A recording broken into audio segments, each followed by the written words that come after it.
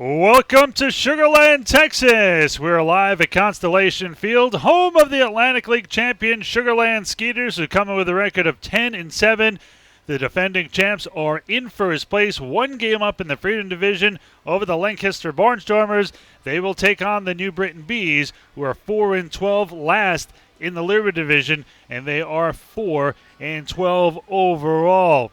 Skeeters will send out right-hander Brett Marshall, 2-0 with a 6.31 ERA. The former big leaguer takes on right-hander Mike Lee, no record, and a whopping 27 ERA. Game number 18 of the season, home game number 11. You can hear all home and road games right here on our feature station, and you can hear it here on 1560 AM. Hi, I'm Ira Liebman, joined by Brett Dolan, Andy Humphrey later on, Nathan Werner back in the studio. The Skeeters with a win last night. Skeeters won 6-1, and it was really all Skeeters. They got a run in the first and second, 3 in the fourth, and they cruised to a 6-1 win. Michael Nix, who had pitched very, very well in 3 of his 4 starts, finally the beneficiary of some runs as the Skeeters win their 5th straight game in a row. And Brett, the Skeeters during this 5-game winning streak are hitting .303 as a team. The ERA is also pretty good at .360. It's what you would expect, a team that's playing good baseball against another team in New Britain that hasn't won a game in the month of May. They're 0-7, and you hope those two paths continue at least for a few more days. Well, the Skeeters are on the field. National anthem ready to get underway, so we will duck out when we come back. The starting lineup send the first pitch, and it's time to play ball. We return here to Constellation Field in just a moment.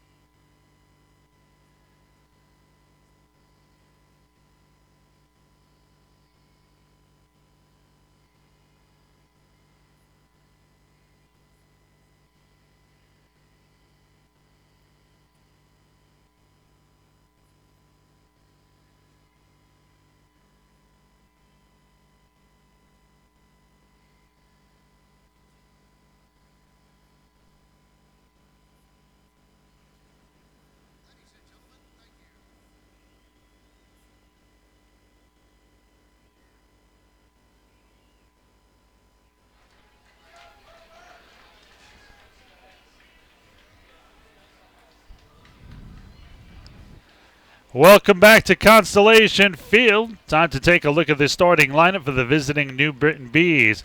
Starting lineup brought to you by our good friends at MemberSource Credit Union. Whether it's a Skeeters checking account, an auto loan, or a home loan, be sure to check out MemberSource's complete lineup at membersourcecu.org. Leading off is James Skilton, back behind the dish after that hand injury a couple of nights ago. Michael Krause in center bats second. Javon Rosa in third bats third. The DH and cleanup hitter is Craig Maddox. Batting fifth is Connor Bierfeld. He'll be in left. At first, John Griffin bats sixth. Jamar Walton in right bats seventh. Batting eighth, Jake McGuigan at second. And batting ninth, the shortstop, Steve Carrillo. Here's your defense for the Skeeters. Miller's in left tonight. Jansanti, he's in center, and Barfield, of course, he's always stationed in right. Third to first around the diamond, Nelson, Zawatsky, Prince, and Scott as Gary continues his musical chairs around the diamond.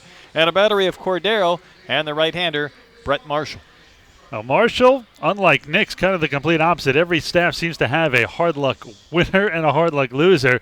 Nick's just got his first win yesterday after really 3 great starts. Was 0-3, though, but got his first win yesterday after another good start. Marshall's been the opposite direction. He has not had a lot of good starts, yet he is 2-0, despite his ERA being above 6. Last time out lasted only 4 1/3, 7 hits, 8 runs, 7 earned, 5 walks, and 5 strikeouts. Marshall, a former big leaguer with the Yankees, will always right the ship. He's been very good in 3 different stints with Sugar Land. First pitch of the ball game is high, ball 1, 1-0, and we're underway.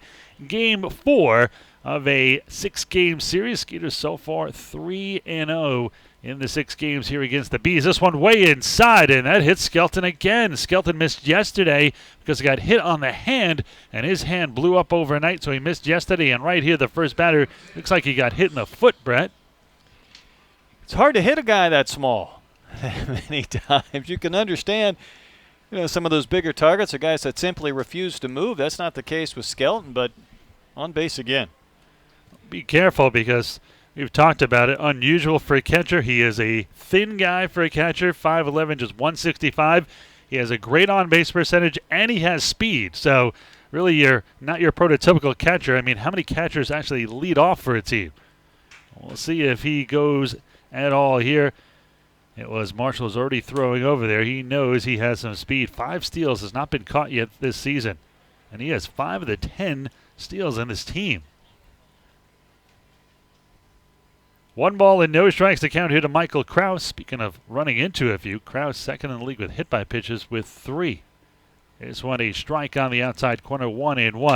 224 for Krause, 3 home runs, 4 RBIs. Our umpires for tonight, Joe Harris, calling balls and strikes behind the dish. Brad Parker at first, and Reggie Liggins at third. They set up away. The 1-1 grounded toward short. This could be 2. Zawatsky to Prince to Scott, and there's your 6-4-3 DP. So nice job by Marshall after he hits Skelton. Gets a double play and have 2 outs and none on. Well, the Bees only had 4 hits yesterday and only 1 run, but they hit into 2 double plays, and already the Skeeters turned one over, 2 batters into the contest. I'll bring in Javon Rosa. Rosa 231, no home runs and 2 RBIs for Javon. Rosa will step in here. Rosa in a little bit of a slide himself. 2 for his last 12 with a double and a run scored. Bats from the right side against right-hander Brett Marshall. Pitch is a strike on the outside corner. No balls and 1 strike to count. 2 outs, none on top of the first, just underway. Marshall's 0-1. Swung and fouled straight back quickly. No balls and 2 strikes here on Rosa. Rosa's best season in Peoria at A-ball in 2008. 293, 7 home runs, 81 RBIs. That's a lot of production for 7 home runs. This one just missed low and away. Marshall took a step and a half towards the dugout and then froze. Like, what is the new in thing? The mannequin? Mannequin challenge? Mannequin challenge. There you go. The 1-2. Swung on and fouled back. Yeah, last year it was the ice bucket challenge. This is the mannequin. What's next? They'll come up with something. 1 ball, 2 strikes, 2 outs. No score here, top of the first. Ira Lehman along with Brett Dolan. We'll hear from Andy Humphrey later on as well. This one is off the outside corner. Marshall and the whole infield took a half a step towards their dugout. But that called a ball as well. So 2 balls, 2 strikes, and 2 outs.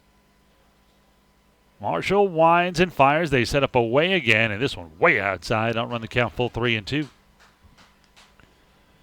Marshall's first start of the year was really his best. 6 innings, 7 hits, 2 runs. Both earned 5 Ks and a walk.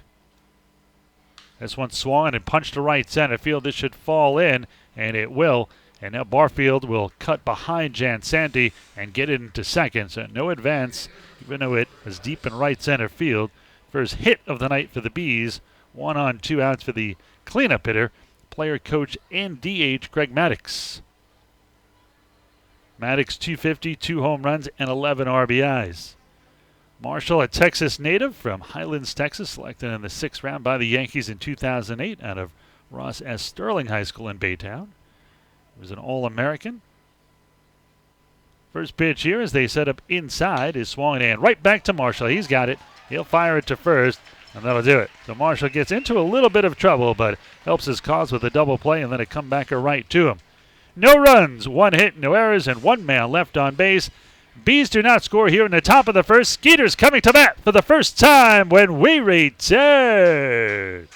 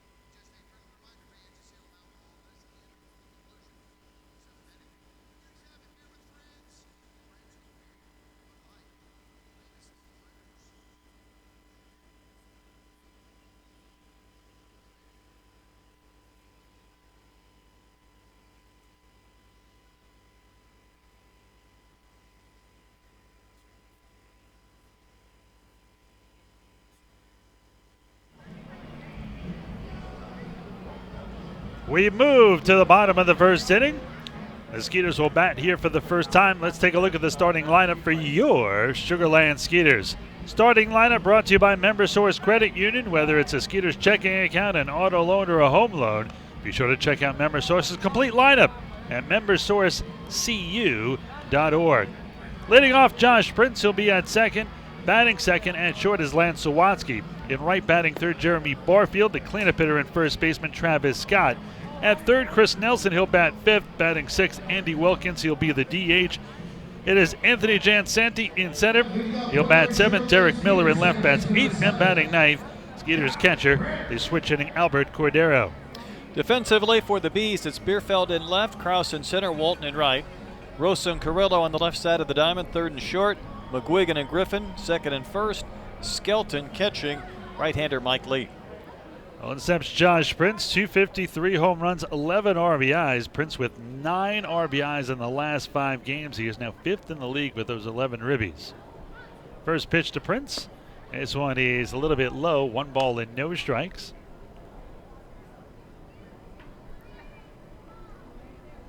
Prince, pretty straight up stance from the right side. Stands deep in the box. They set up inside. And this one is a bit low, 2 balls and no strikes. Here to Prince.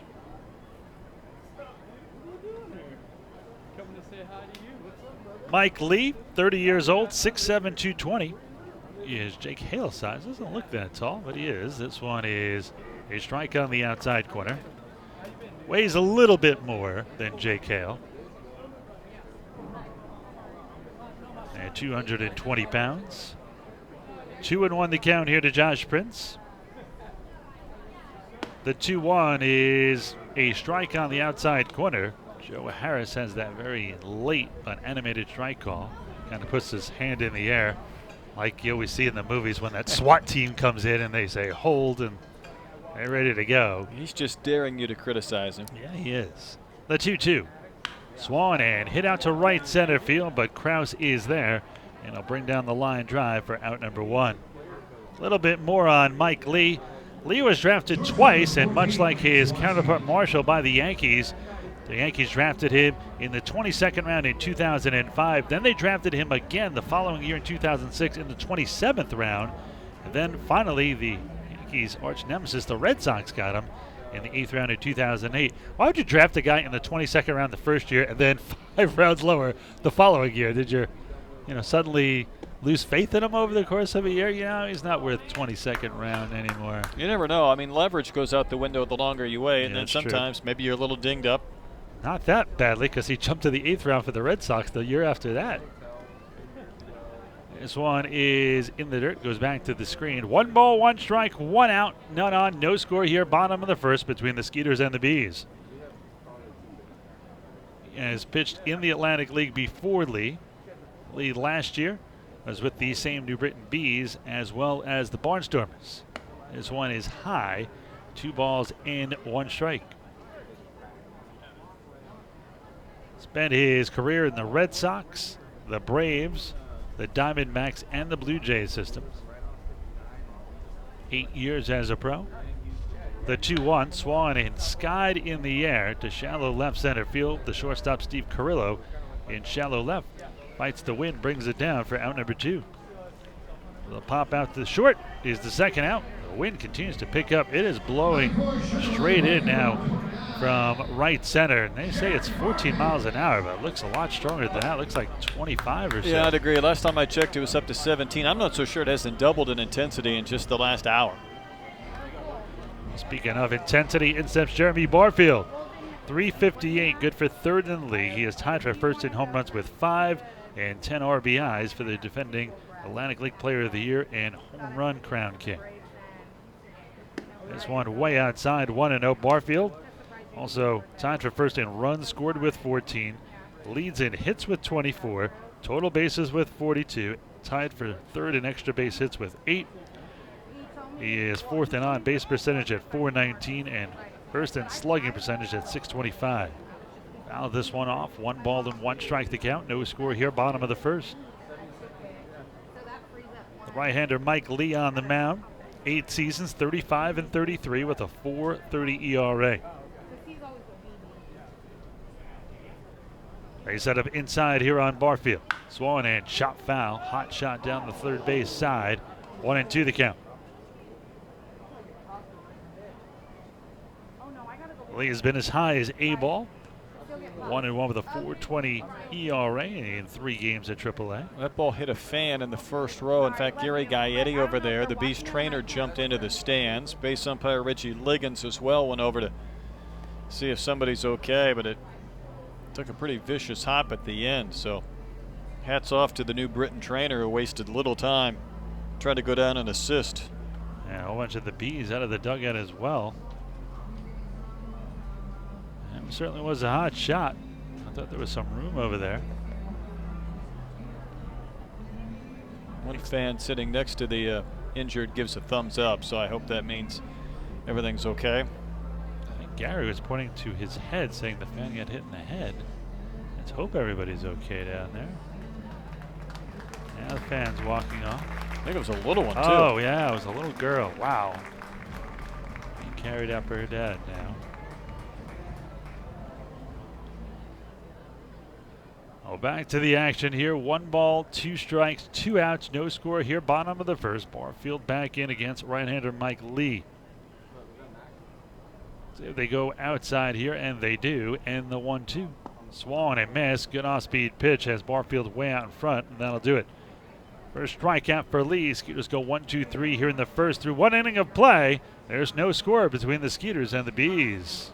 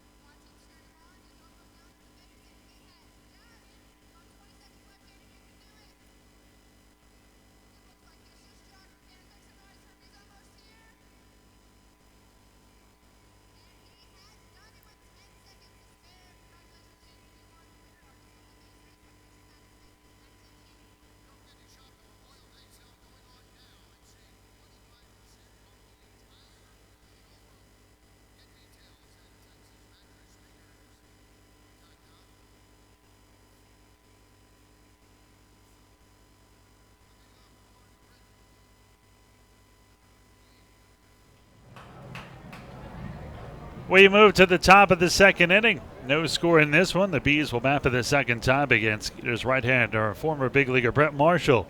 It'll be 5, 6, and 7 against Brett. Connor Bierfeld, John Griffin, and Jamal Walton. First pitch here to Bierfeld, the right-hander hitting left fielder. This one high and outside, 1-0. Bierfeld, 259, 4 home runs, tied for second in the league, 8 RBIs. They set up away in the 1-0. High and outside again, 2 balls and no strikes. Bierfeld, third in the league in slugging at .552. He is 5th in total bases with 32 and tied for 3rd in extra base hits with 8. High and outside. Those are 3 straight high and outside pitches to the right-handed hitter, yet Bierfeld keeps rocking back like it's high and inside. Marshall kicks and deals the 3-0. Fastball strike on the outside corner. 3 balls and 1 strike to count. Last outing from Marshall went 4 1/3 through 106 pitches at 4 1/3.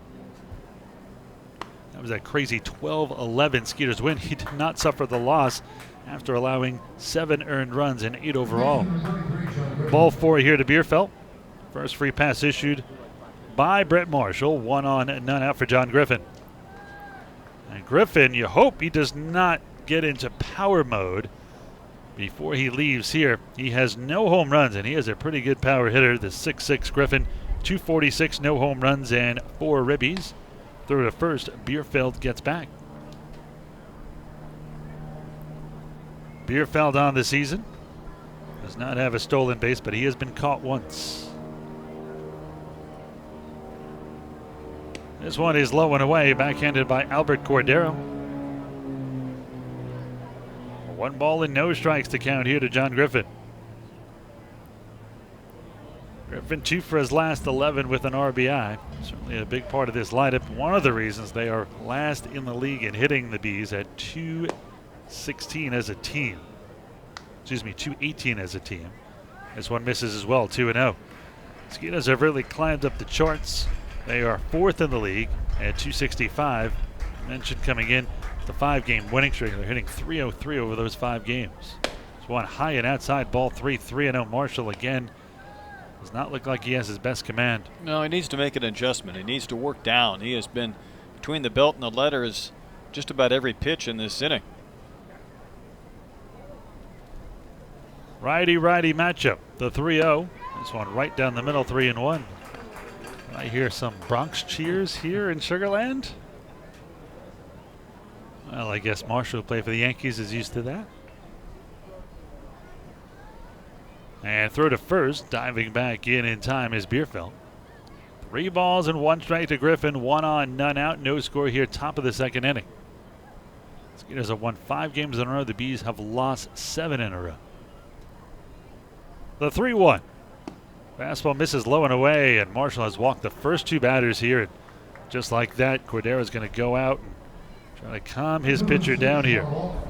Nothing else, just allow him a couple of seconds to recalibrate. And Joe Harris is going to go out there as well. And these umpires have gotten so lax on determining whether it's a meeting about signals or whatever. They just get about halfway out and say, no, that didn't count.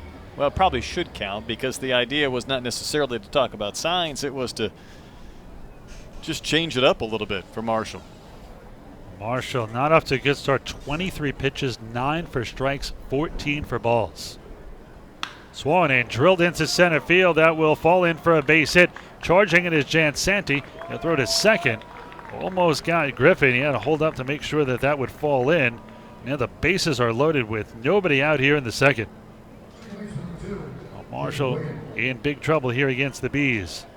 Jake McGuigan will step in. McGuigan 2 home runs, both in game 1 of this series. Overall 205, 2 home runs and 4 RBIs. 3 for his last 10, and again 2 of those 3 hits home runs. In steps the former Harvard man, and the first pitch is down low, 1-0. Guess a Harvard man is smart enough to take the first pitch with the bases loaded. He might be, although Walton sure didn't, and it worked out fine for him. That's a good point. The 1-0. This one a fastball for a strike on the outside corner. 1-1. I'm waiting. I'm being patient. That time he gave us a little different strike call. And I've never seen an umpire hold his hand straight up like that. it's like softball. Yeah. The 1-1. Swung and hit back up the middle. That's going to get through for a base hit. Bierfeld scores. They will hold Griffin as a perfect throw to the plate, and it is 1-0 Bees. Boy, the age-old baseball adage, if you want to help out a team struggling offensively, give them a couple of free base runners, and all of a sudden they'll find their bats. And a couple of walks to start this inning has kick-started a frame where there's a run in and still nobody out. Base is still loaded as well as the number 9 hitter, Steve Carrillo, steps in. 190, no home runs and 2 RBIs. See if Marshall can calm down. The corner's in, short and second at double play. Just the way you would think it would be with the bases loaded and nobody out. Righty-righty matchup here. First pitch to Carrillo. A strike on the outside corner. 0-1. Carrillo wearing his bee-like shoes, the black and yellow. 1-0 the Bees, leading here in the top of the 2nd, but threatening for a lot more with the bases loaded and nobody out. This one swung and fouled off to the right side. No balls and 2 strikes here to Carrillo. Marshall needs an out no matter how he can get it. Marshall last year with Sugarland 6-6 at .433 ERA. Started one of the playoff games. Career numbers of 40 and 48. This one is low and in, 1-2. Marshall's best season won the Yankee system at AA Trenton. But the Thunder, he was 13-7 with a 3.52 ERA. Really good year, 158 and a third that year, just 151 hits, 120 Ks, and 53 walks. Marshall getting close to evening his strikes and balls out. 14 for strikes, 16 for balls, 30 total pitches. The 1-2. Swan hit slowly to third. They will come home and get the force, and that's all they're going to get. Smart play by Nelson. It was really great down there, the former big leaguer. It was a smart play because it wasn't a double play bouncer, so you might as well take that first out, keep it from it being exchanged for a run, and hope you can get a double play here off the bat of Skelton, although he runs well. Well, Skelton was hit by a pitch his first time up. Came in at 220 with 3 home runs and 5 RBIs. A lot of guys hit by pitches and injured. Skelton in game 1, right on the hand. Stayed in the game, though, although he couldn't play yesterday. Joe Benson hurt yesterday by the Skeeters. Got hit right in the elbow. Spoke to Gary Getty before the game, just what we were talking about last night. It hit him right on that nerve on the elbow. It's a wonder you can straighten your arm after that, let alone feel it. I mean, it's just the funny bone tingle and pain. We talked about it. We heard it from up here, and it didn't sound like bat, and it certainly didn't sound like flesh, so you knew it was something pretty flush on the bone. This one is down low. 1 ball, 1 strike, 1 out. Bases loaded here. 1-0 Bees in the top of the second as Marshall tries to put out the fire here. If he could get a double play ball and get out of this with just 1 run, he would feel very lucky. He set up away. This one, a beautiful pitch. Strike on the outside corner, 1-2.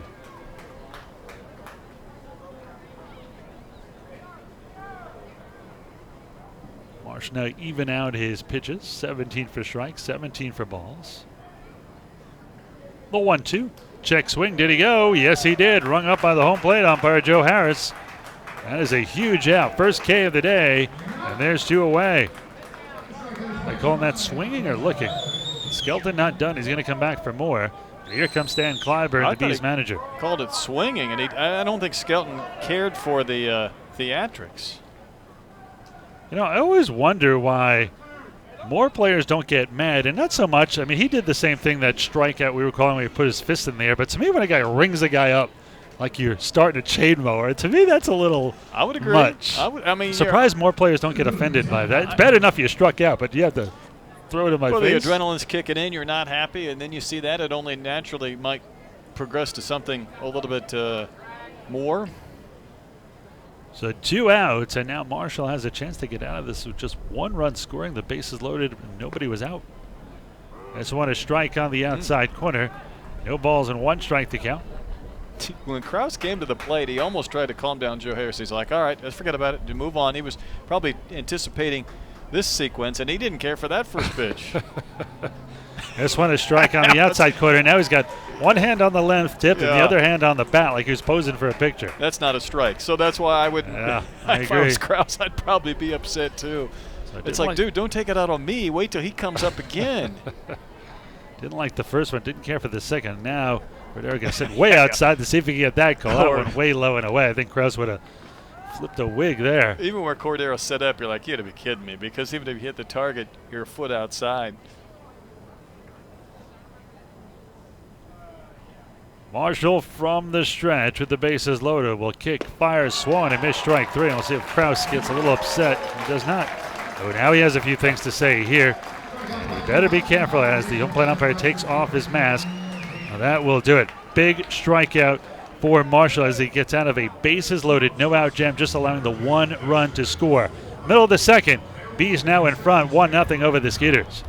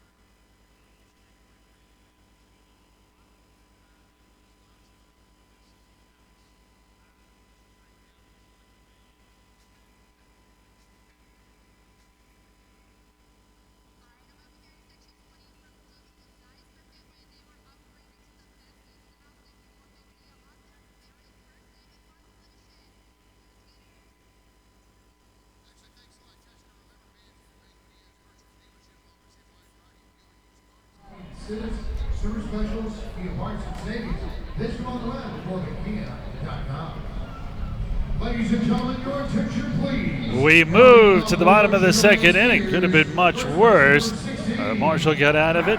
Bases loaded, no out situation, allowed just one run to score. So the Bees leading 1-0 here as the Skeeters, who went 1-2-3 in the second, will have the meat of the order here.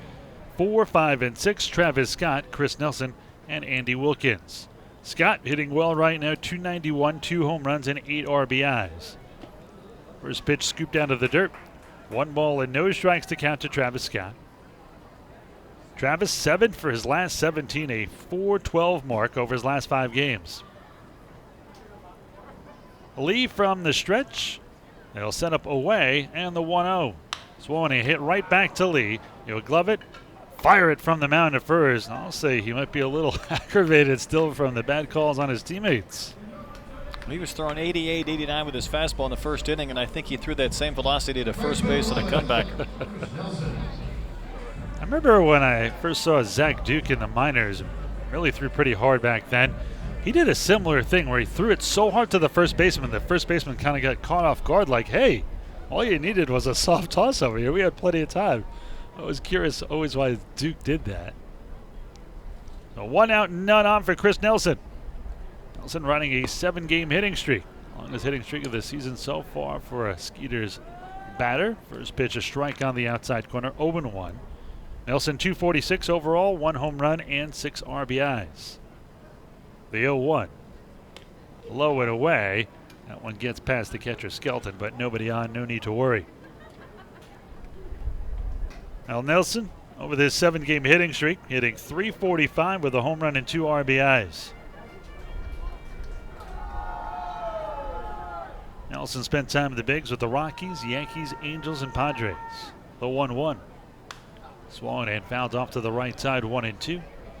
Skeeters looking for their first hit as Lee has set down the first 4 he has faced. We see Nelson at third and first, and yesterday we saw him at third and first. He played both yesterday. Yesterday it was Michael Nix who retired the first 13 Bs he faced. The 1-2. Check, swing low and away. He held up, 2 balls and 2 strikes to count. This is going to be death for left-handed hitters today. That wind is really coming in strong from left center. Lee's ready. The 2-2 here to Nelson. Swung and fouled off. Looked like a curve. Nelson did a nice job of winning as long as he could on that. Tried to go the other way. Fouled it into the net. I see somebody with a Bees cap in the stands. The Bees have some fans on the road here. They set up way outside here, the 2-2. Swollen and just getting a piece of that is Nelson. So Nelson spoiling a few tough pitches here. Be the 6th pitch of this at bat. Skeeters trailing 1-0 here in the bottom of the second. Lee now 21 pitches, 13 for strikes, 8 for balls.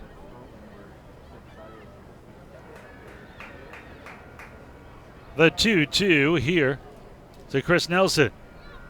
This one is swung and missed in the dirt, strike 3. And Nelson will run, tagged by the catcher Skelton.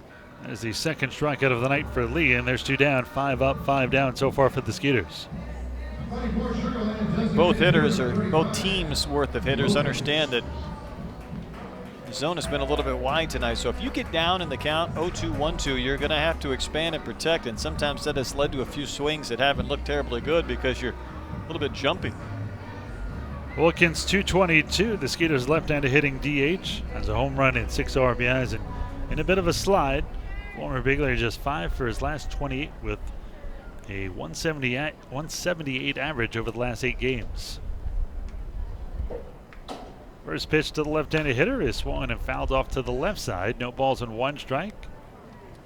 Watching Mike Lee, now he's a big guy to begin with, and he's not terribly thick. I mean, he's in a slender 6'6", 6'7" right-hander. He does crossfire. I mean, he comes down off that hill, working from the third base side, throwing across his body, almost jumping at the hitter. They set up inside here on Wilkins, the 0-1. This one is inside, 1 ball and 1 strike to count. 2 outs, none on. Bees leading the Skeeters 1-0 here in the bottom half of the second inning. Where he lands, though, I'd be surprised if somebody doesn't try to bunt the first base side of the field at some point. Swung and grounded foul. That one just past the Skeeters dugout on the right side. 1-2 to go.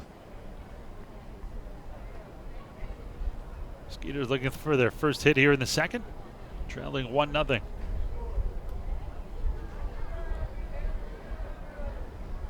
Wilkins, number 35, steps back in. Lee a long look in here. And now he's ready. The 1-2 to Wilkins. This one low it in. 2 balls, 2 strikes, 2 outs. Bees 1 run on 3 hits. Skeeters no runs on no hits. Lee, much like Marshall, not a good strike to ball ratio. A little bit better. 26 pitches, 16 for strikes, 10 for balls. Want that 2-to-1 strike to ball ratio. The 2-2. Swung and fouled off. And is that the curve he threw again? Much like the one he threw to Nelson? Doesn't quite break that much. It's a slurvy type of break. Yep.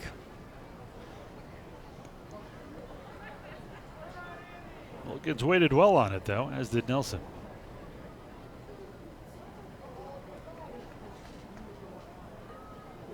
They're going to set it back inside. The 2-2. This one way inside. That'll run the count full 3-2.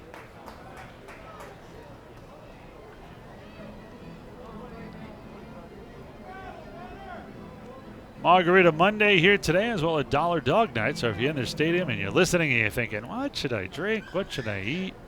There you go. Dollar Dog and a margarita. It's a winning combination. This one is hit out to left field and deep. Bierfeld on the run. This one's going to be off the base of the wall. Around first, heading for second is Wilkins. He'll slide in and just get in under the tag for a 2-out double. What a play by Bierfeld in left field. He played that carom and threw a ball in where if Wilkins wasn't moving pretty good between first and second base, he would have been out. Yep, I thought he had gone a little too far. I thought they were going to get him at second, but made a nice slide, got in there for his second double of the season. And in steps maybe the hottest member of the Skeeters right now, Anthony Jansanti. The center fielder comes in .338, which is good for 7th in the league with a home run and 7 RBIs, but that is not even a tip of the iceberg of what he's done in the last 5 games. He is 11 for 19. That is a .579 clip. He is red hot right now. Jansanti also tied for 3rd in the league in hits with 22. First is Barfield at 24. This one outside. 1 ball and no strikes to count. And I really feel this is the best Skeeters defense with Jansanti in center, Miller in left, Barfield in right, and then the diamond with Nelson, Zawatsky, Prince, Scott. I like that defense. Yeah, I couldn't argue with that. This one low and away, 2 balls and no strikes. And Jansanti's been very versatile. He's played center, he's played third, he's played second. I really think he's the best center fielder on the team. Skeeters, of course, miss Renee Tassoni, played in the World Baseball Classic for Team Canada. The 2-0, who has gone into coaching with the Braves at AA. He was a teammate of Michael Krause on Team Canada. 3 balls and no strikes to count here to Jansanti, who's just hitting the ball very well right now.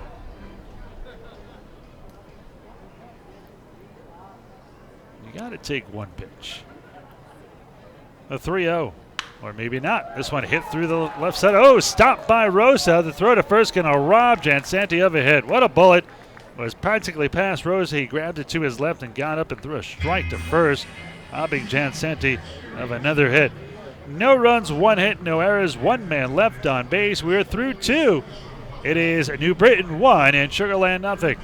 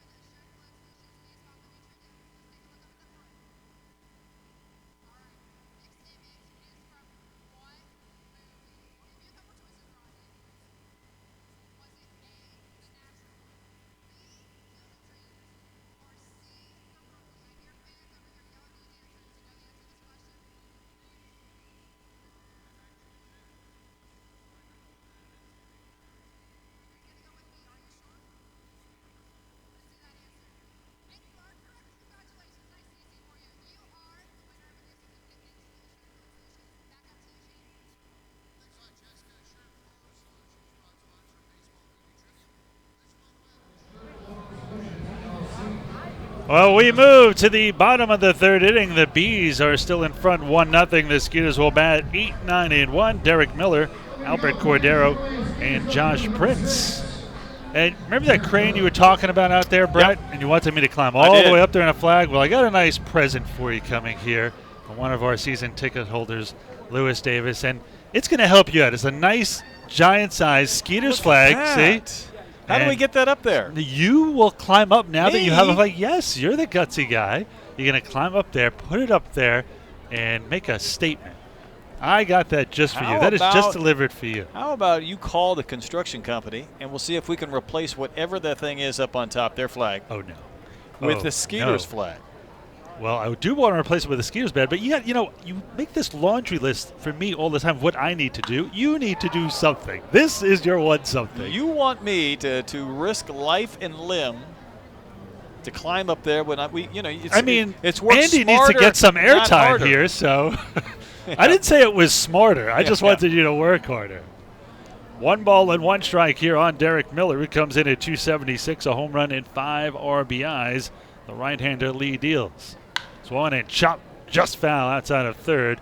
Garrigetti will chase that one down, 1-2. I'm not sure of my life insurance policy. If I'm up to date on my premiums. Listen, there's a I lot put to a be phone call into your wife. She's perfectly fine with it for some bizarre reason. I really don't know.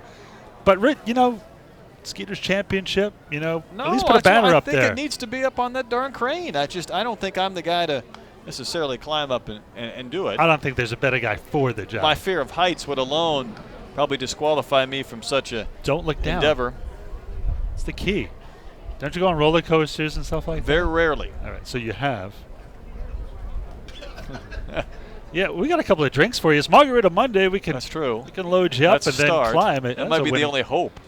This one fouled off to the right side. Miller pretty good at bat here. Staying with Lee. He's fouled off a couple of tough pitches. I mean, is there even a ladder inside that crane? You're Brett Dolan. I'm not. Yeah, you have well. superpowers beyond anything I know. Your climbing ability, I'm sure, is second to none. Who needs I am a pretty good rope? climber. See? Iowa farm boy climbing Yep, trees? no doubt. I'm a little concerned about the 20-mile-an-hour winds, too. Oh, that's nothing. There must have been big, giant tumbleweeds in Iowa. See, that crane was straight up last night, and now it's leaning like Pisa, the tower. It's but it's easy. tilted. If it's straight up, then it's harder because you could fall back. This way, if you fall forward. You have something to grab onto. It's perfectly safe, I'm telling you. Yeah, perfectly safe. My rear end. This one low and away, 3-2 now here on Derek Miller. Miller put on quite an at bat here. 1-0, the Bees leading here in the bottom of the third. Skeeters trying to get even or take the lead. Miller batting eighth, acting as another leadoff hitter here. They set up outside, and the payoff pitch swung in, fouled off again. Miller hanging tough here. 7 pitches in this at bat so far for number 6. So tomorrow. Yeah, well, tomorrow's the early game, so That's perfect. You do the morning game, you roll out of bed, you haven't gotten any exercise, you climb the thing afterwards. Yeah, well, afterwards I got to get to Minute Maid. I'm doing the doubleheader tomorrow, so. This will be your between. It would have to be a really quick game. Payoff pitch is hit to third, backing up and backhanging is Rosa at third, fires it to first, just getting the speedy Miller, and there's one down. I think it's a new form of exercise for you. You don't need any gym or aerobics or running. Just climb the crane. Is there any? It could be an in-game promotion. Dolan climbs the crane. Who was it that George went rock climbing with? Tony? Tony. Tony. Hey, Tony. And he's making the peanut butter He's and a jelly mimbo. sandwiches. Remember? But he forgot to attach the rope. The rope. Hit the rocks. There's no rocks over there, if that's any consolation. This one hit to the right side, but right at first baseman John Griffin. Cordero hit it on the nose. That is out number 2. 2 outs, none on. Back to the top of the order with Josh Prince. Step off, George. Step off. Step on, Brett Dolan. Step on. I'm telling you, I have faith in you that you can pull this off. Kramer was the one who was pretty good swinging around those rocks. You got a yodel. Yeah, he did. I mean, Lewis came all the way up here from his seats. I think it's all very the way. nice of him. And that's a climb right there. Yep. And he brought you the flag. So now you're almost obligated. It's, helping out the season ticket holders. Advantage to being a season ticket holder. He's got a request. He doesn't ask you for much. In fact, in all the time we've done, no fan has ever requested anything from you, Dolan. I'm the idea man around here, and normally I delegate, but I the interns were so involved with the tarp last year at this time. Are you going to push this off on Andy now? You have no scruples. This one is skied to center, and coming all the way in, almost at second base, was Krause, and that'll do it. More on Brett Dolan's antics when we get back. A third of the way through, into the third inning. It is still the Bees in front, 1-0.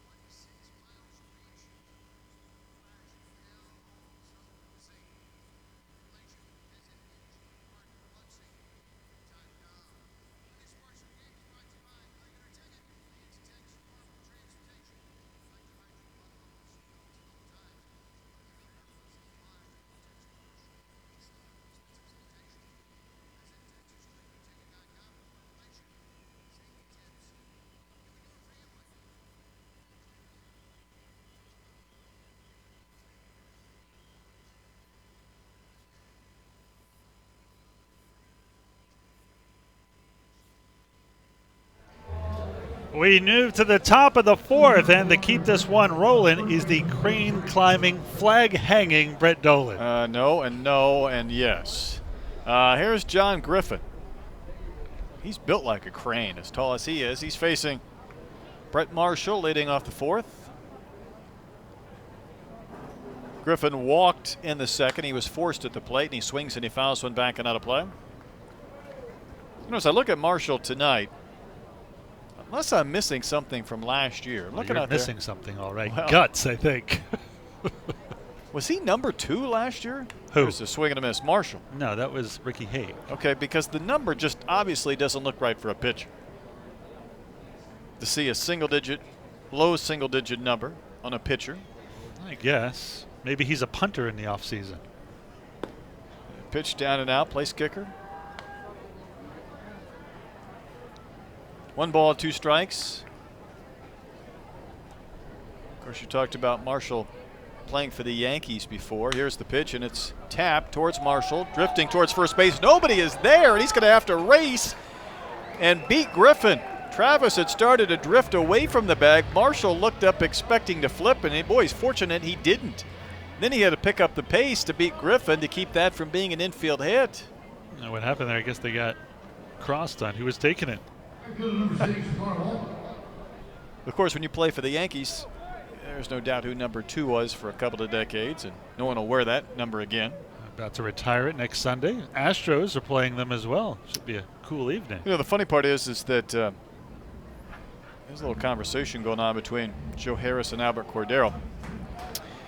A.J. Hinch will be there for that, of course, as the manager of the Houston Astros. And A.J. told a story about Derek Jeter a couple of days ago that really was kind of touching.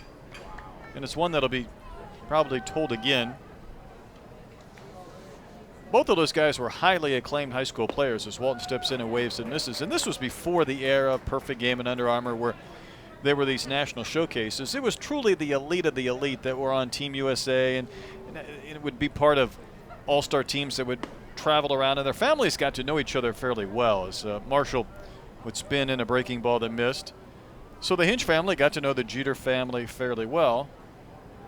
Here's the 1-1, and that ball swung on foul back to the screen. A.J. lost his father when he was in college at Stanford. He died suddenly of a heart attack. And it was several years later, maybe 3 or 4 years later when AJ made his Major League debut. Second series, they were playing the Yankees. As Walton takes a pitch way inside, and he got on second base probably in his second or third big league game, and Jeter walks over to him and says, "Hey, I'm really sorry to hear about your dad." Even though he hadn't seen Jeter in 3 or 4 years. And Walton will wave and miss, and down on strikes for out number 2, and he goes, "That's Derek Jeter. That's the guy who the first time he would see you a couple of years later would still remember to say something about your father." So one of the last games that Derek played, AJ was interviewing for the job here, used his miles, flew to New York, used his Major League pass to get in, walked down on the field like he knew he was there just to say hi to Derek, to see him play in one of his last games. Wow. So now he'll be there when his number's retired. As Jake McGuigan steps in and takes one outside. And he says he only has maybe 7 or 8 bats in his entire home, but one of them is Jeter because of the relationship they developed when they were 16 and 17-year-old kids. That's awesome. 2 outs here in the 4th. 2 balls and no strikes to McGuigan. Skeeters trailing 1-0. And that pitch is down and out.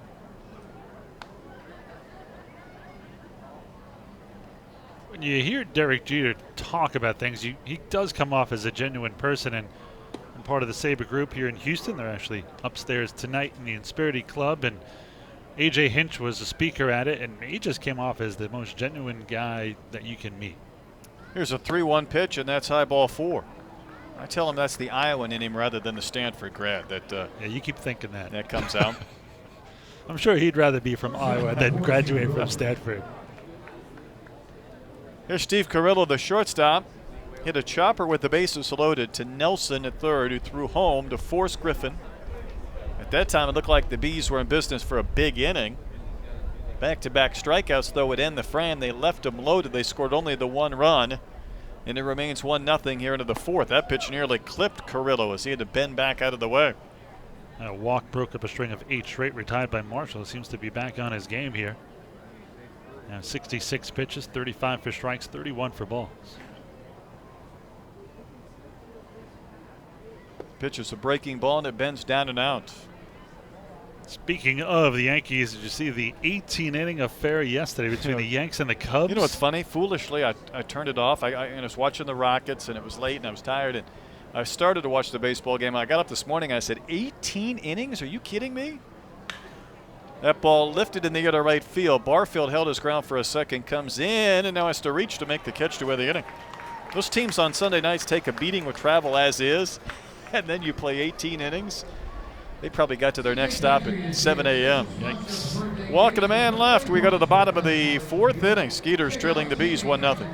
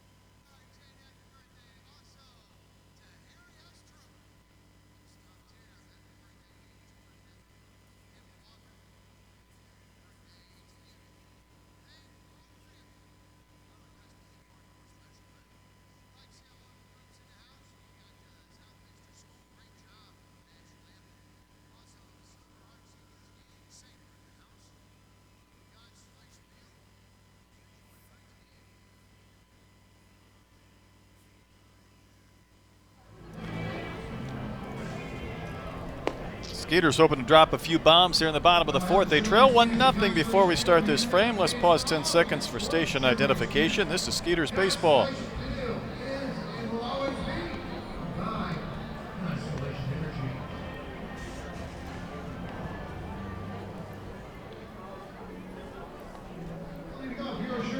Heart of the lineup here in the bottom of the 4th on a beautiful night at Constellation Field. It's Zawadsky, Barfield, and Scott against Mike Lee, who's put up 3 zeros against a team that leads the league at home runs and came in winners of 5 straight, and hoping to take the lead this frame. So Watsky popped it short to Carrillo, his only time in. Stocky left-handed batter, and Lee, the tall, lanky righty, works from the third base side of the rubber, and his pitch was something off speed. He had Sawatsky swinging and missing and out in front. I want to run something past you. We were talking about the Yankee 18-inning game yesterday, and they always say that in extra innings, basically, home field advantage doesn't really matter that much. It's roughly 50-50. I think it's like 52-40. At least that's the theory anyway. Okay. But I would really like to see some kind of sabermetric study, if you're into that kind of thing, on the amount of wins the home team gets in extra innings, because it is very different. You score as a home team, game over. If you're in a long game like last night's game, you're going back and forth. It's 18 innings. Get to this in a minute. That ball rocketed towards the gap in left center. It's down. It's going to roll all the way to the fence. And Sawatsky will cruise into second base with the double. That is the second Skeeters hit of the game. Zawoski really needed that in a slump. Maybe that'll break him out of it. But when you're the away team, first you need to score. Game's still on. Then you need to bring in your whoever is closing at that point. Closer to still to get 3 defensive outs in what is probably still a 1-run game. So you can't sit there and tell me that 50-50 when you're the home team in extra innings. It's a walk-off every single time you come to bat. How could it be 50-50 or 52% or whatever they claim it is? I don't know. They used to claim a leadoff walk scores 60% of the time, when fact is that it's about 360 and change. Here's Barfield. I want to see some sabermetric study on that. I'm sure they could. It's got to be something like 700 baseballs. I tell you, the one thing, though, is when, as a home team, you blow the lead in the 9th inning and you go to extra innings, then you've used your closer. Which is what happened last night, the Yankees and Chapman. I figured they were losing that game easily. And there were opportunities for both teams deep into the game, and then finally, after I was long asleep, they won.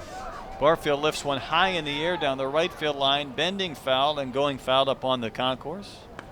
Yeah, Yankees swept that series in Chicago, and the big win was on Friday when they were down a couple of runs in the 9th, and Gardy went yardy. He planted one in the bullpen, well said. In the bleachers. That was 2 outs and 2 strikes. That's too, right. In the 9th. The Cubs didn't have their closer Wade Davis available that day, and Gardner hit the home run. They win the game. They end up sweeping the series. And boy, wouldn't baseball kill? Wouldn't they just kill for that World Series rematch with the Yankees and the Cubs? Oh, my goodness. And I think it's cool them just playing there in Wrigley.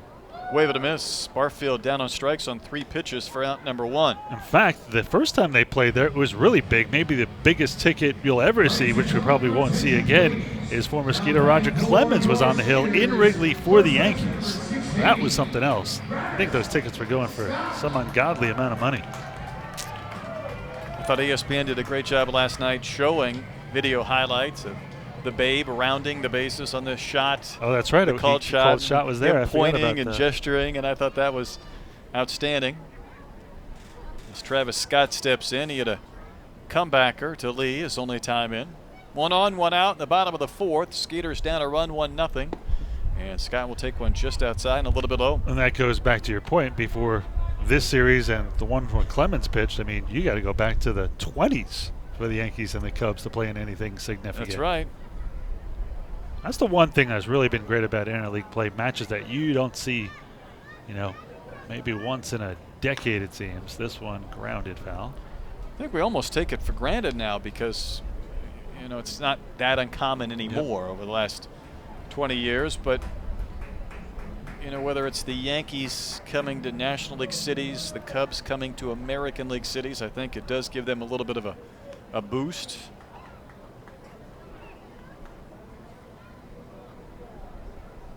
One on, 1 out, 1 ball, 1 strike.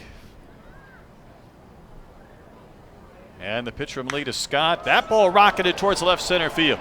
Back goes Bierfeld. He's on the track. He'll reach up and make the catch. In front of the University of Houston at Sugar Land sign. Ball just not traveling tonight.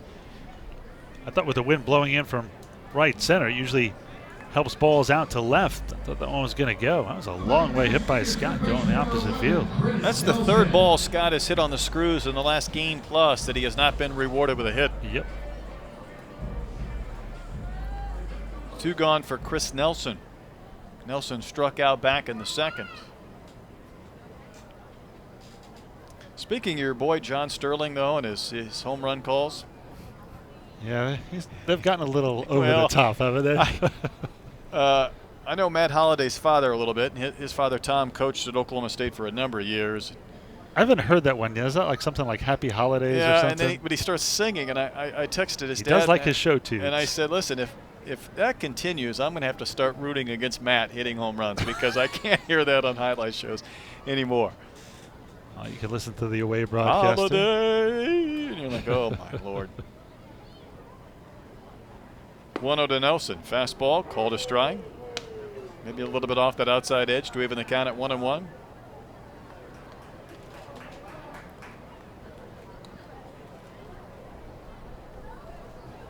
Leadoff double for Sawatsky, but he has not moved. He is at second with 2 gone. As Mike Lee looks for another scoreless frame. Here's his 1-1 pitch. Breaking ball broke a little bit late, almost snapped in for a strike. But that was a good one. Missed apparently high, 2-1. Might have been 8 inches on that break.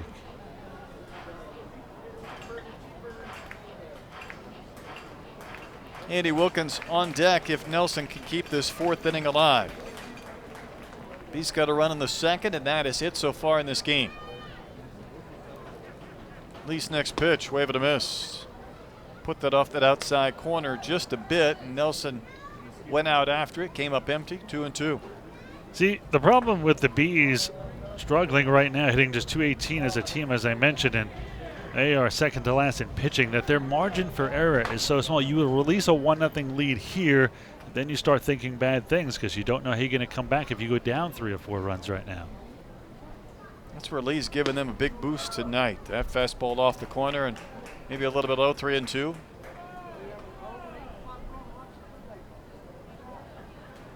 Skeeters have had 2 doubles in the game. That's it.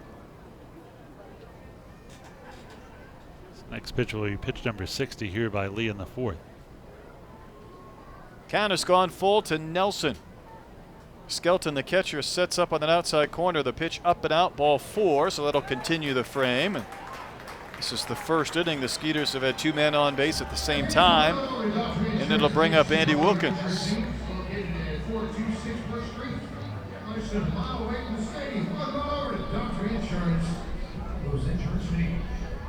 Now Skelton will walk out slowly towards the mound, and it'll also prompt a visit from the New Britain pitching coach.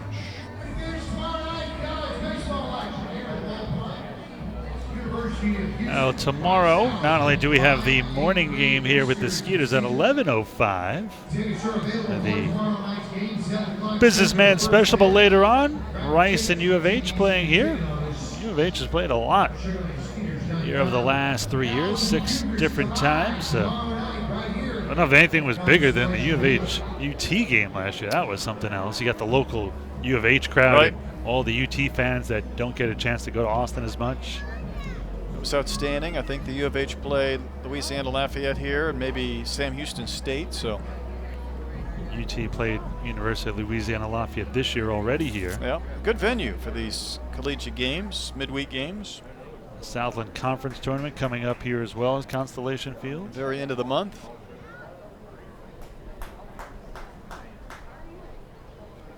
Here's Andy Wilkins.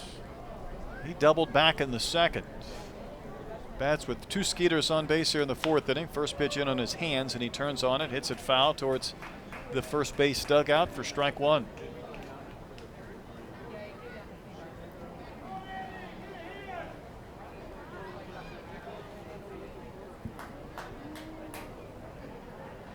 Bees are 0-7 here in the month of May, trying to break that skid.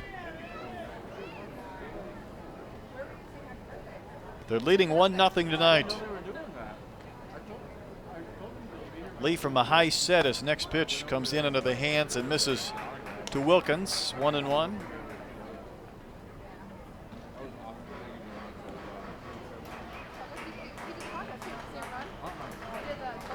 Leadoff double from Sawatsky. Barfield went down on strikes on 3 pitches.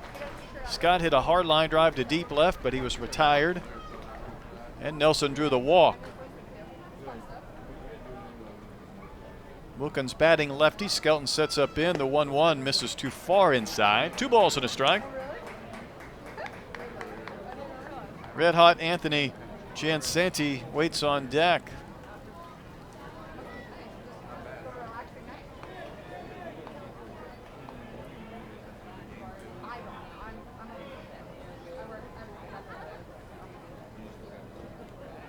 Lee working a bit slower now with men on. Here's a 2-1 pitch. Wave and a miss. At the belt, big cut, no contact by Wilkins, and the count is even at 2-2.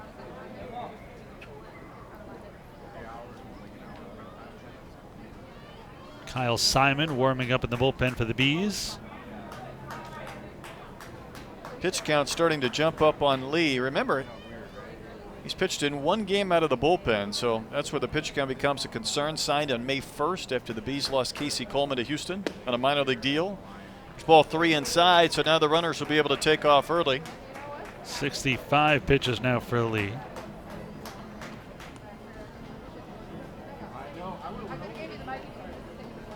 If he gets out of this inning, though, and he goes 5 scoreless, I think that's about all you could ask out of somebody making his first start after 1 relief appearance.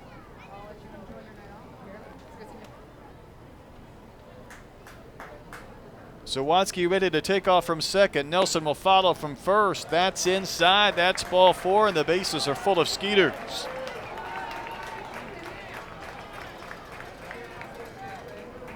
And it also brings up Giansanti, and it also going to prompt a pitching change. Here comes Stan Clyburn. They've already had 1 mound visit this inning.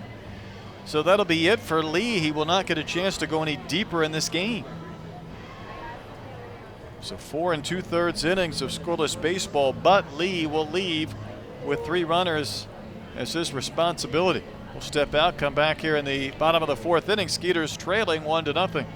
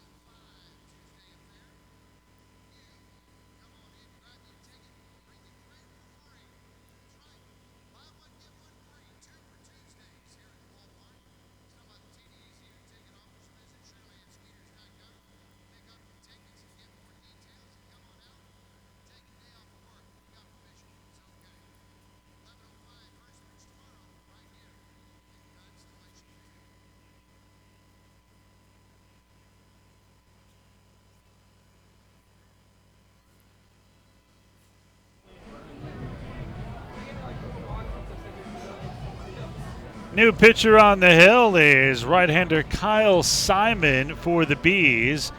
Number 18 is 26 years old, 6'6", 220 from Long Beach, California. He's been as high as AAA. Pitched for the Bees last year, actually led the Atlantic League in ERA with a 2.76 ERA and was an Atlantic League All-Star. This year, 1-1, a 7.50 ERA, making his 4th appearance. 6 innings, 4 Ks, 5 walks, though, and 6 hits. Their game notes have his last appearance as April the 28th. Been a while. May 2nd. Well, then they need to update them. Here's Giansanti. Swings and rips one into left for a base hit. It'll score a run. Everybody moves up 90 feet, and this game is tied. Giansanti continues his red-hot hitting. He is 12 for his last 21. He got robbed of a hit his first time up on a great play by Rosa at third. Otherwise, he'd be 2 for 2. That was on a 3-0 pitch. This time he just stepped up and ripped one into left. He hit it so hard that runners could only go 90 feet at a time. It brings up Derek Miller. He bounced to third in his only at-bat. Simon in that last outing against Somerset May 2nd. 1 1/3, no runs, no hits, a walk and a strikeout. First pitch is a little spinner that runs over that outside corner for a strike. Simon went to the University of Arizona, former 4th-round pick of the Orioles in 2011. Did not pitch last year. Pitched for the Barnstormers the year before in 2015. He's going to bear down then as a former Wildcat and try and get out of this inning. This is outside with another breaking ball. It's 1-1 to Miller. Pardon me. Pitched for the Bees last year, as I mentioned, 4-0 with a 3.16 ERA for the Barnstormers back in 2015.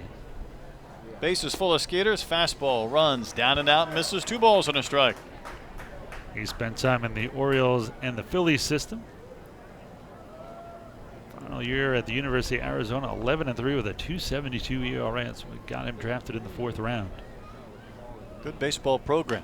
2-1 pitch to Miller, and he chops one softly foul back to the screen. Well, you hear more about Arizona State as a baseball program than University of Arizona, wouldn't you say? Well, I don't know. Arizona's won a couple of national championships, maybe more than a couple. Won one handful of years ago. Should have won last year. Here's a 2-2. That fastball looks pretty good. Where did that miss? Like it was at the knees on the outside corner. Instead, the count has gone full. First couple of innings, those pitchers were going as strikes. Miller happy that one didn't. Here's a payoff with the runners going, and it's fouled back softly.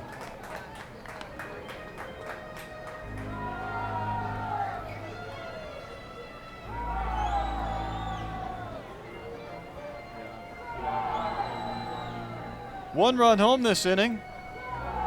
Game tied at 1 in the bottom of the 4th. Another payoff pitch, and that one is ball 4. Miller walks to load the bases. And it's a 2-1 lead. Jansanti, who was at first, had stopped. He was going to the dugout as if he thought it was strike 3. Tough calls there, especially with the Bees, who were nursing a one-run lead. Now it's tied up. Well, the one guy who's probably wearing this right now is Mike Lee. I mean, he had a chance to get through 5 scoreless, had to leave the game, and now he's watched 2 of his inherited runners score. Here's Cordero batting with the bases loaded, and he swings and he shoots one foul high and out of play to our left. He's just watching his ERA climb as we get through this bottom of the 4th. Now a 2-1 Skeeters advantage. A bases loaded walk puts them in front. And this gets back to what you mentioned earlier. When you're a team that's 0-7 in a month and things start to turn a bit, it's only natural to say, oh, here we go again. That ball shot towards the left. Bierfeld was playing in. He'll have to race back and make the catch shy of the track in front of the manual scoreboard. A well-hit ball, but the inning ends. Skeeters get 2 runs on 2 hits, and they leave them loaded. We played 4 innings in an hour and a half. We go to the 5th. Skeeters up 2-1.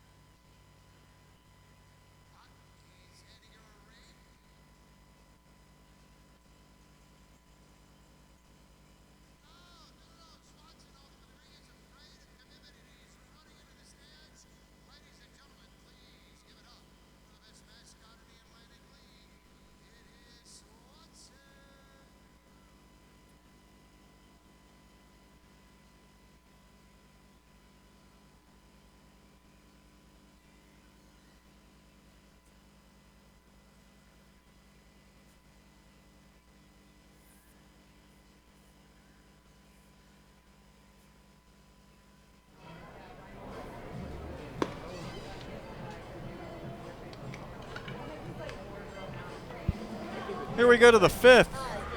Skeeters, a couple of runs last inning, have their first lead, a 2-1 advantage for Brett Marshall. He will face James Skelton, the leadoff hitter.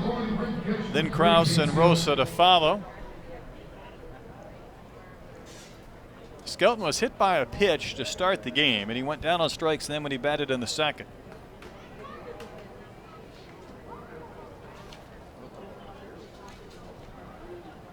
Listed at 5'11", 165 pounds, and both might be generous as he takes the first pitch strike.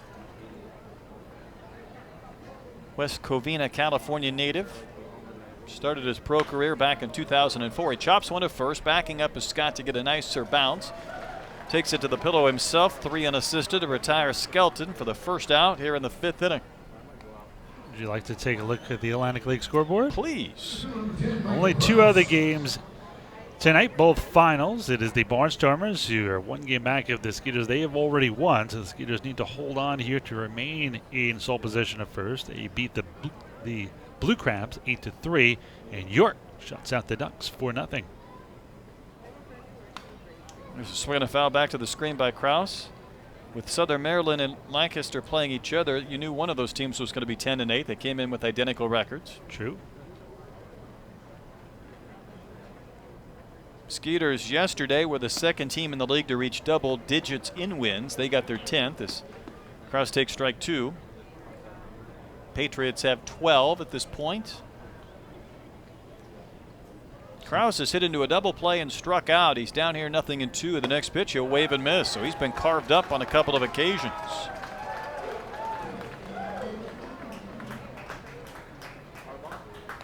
He has retired 8 of 9 since that troublesome 2nd inning.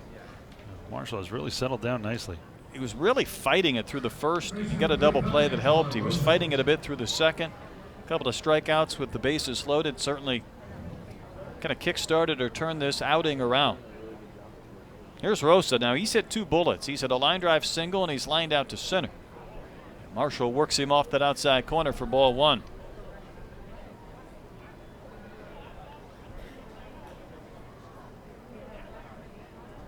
Marshall very compact, quiet, simple windup. Skips one into the glove of Cordero for ball 2.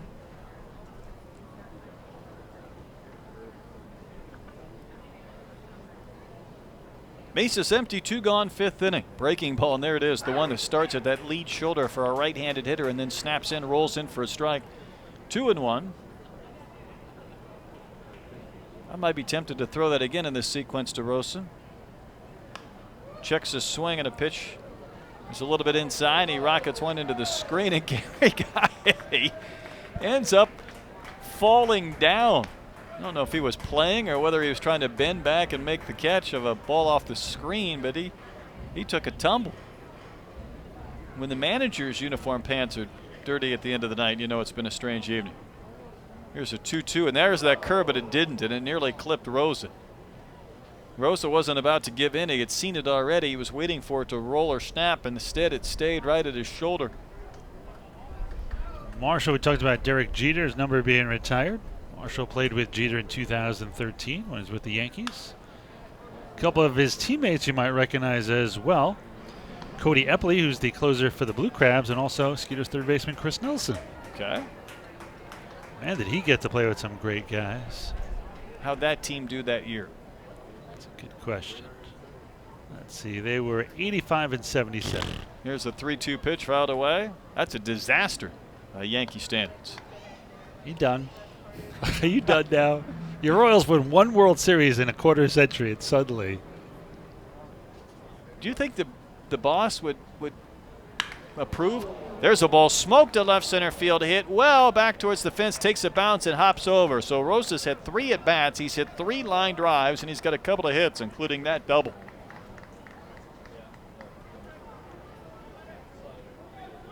$2,564 fans here at Constellation Field tonight. But even if you're Marshall and you only have 3 games in the bigs, I mean, you're always going to remember playing with guys like Ichiro Suzuki. He played with A-Rod while he was there. Alfonso Soriano, Curtis Granderson. Yeah, it'd be hard not to be a little bit starstruck. And I'm sure you don't have an idea when you go up how long or short your stay will be. As Maddox steps in and he takes one down and in. But when you come into that clubhouse, you're talking about future Hall of Fame type players. Yeah, Jeter was there. Rivera was also there when he was there. So Ichiro will be a Hall of Famer. Yeah, 3 Hall of Famers on that squad. 2-strike pitch. Chopper over the head of Marshall towards Prince at second. A low bounce. He'll scoop and throw and retire Maddox at first to win the inning. So Rosa continues to be a pain, but his 2-out double goes for naught. We're halfway done. Skeeters leading the Bees 2-1.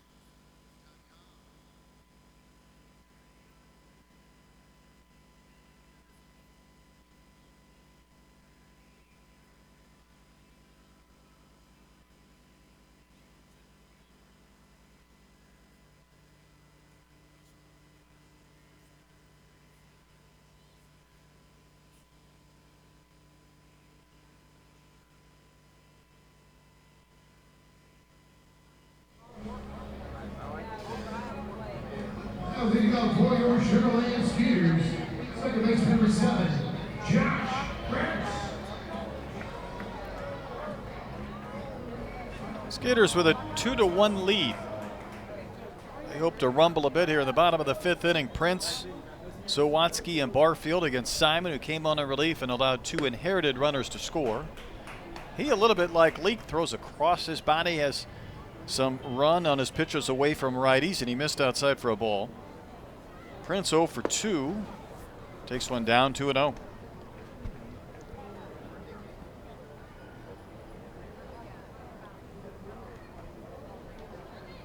Next one on the way is cut on a missed. Big cut from Josh, no contact.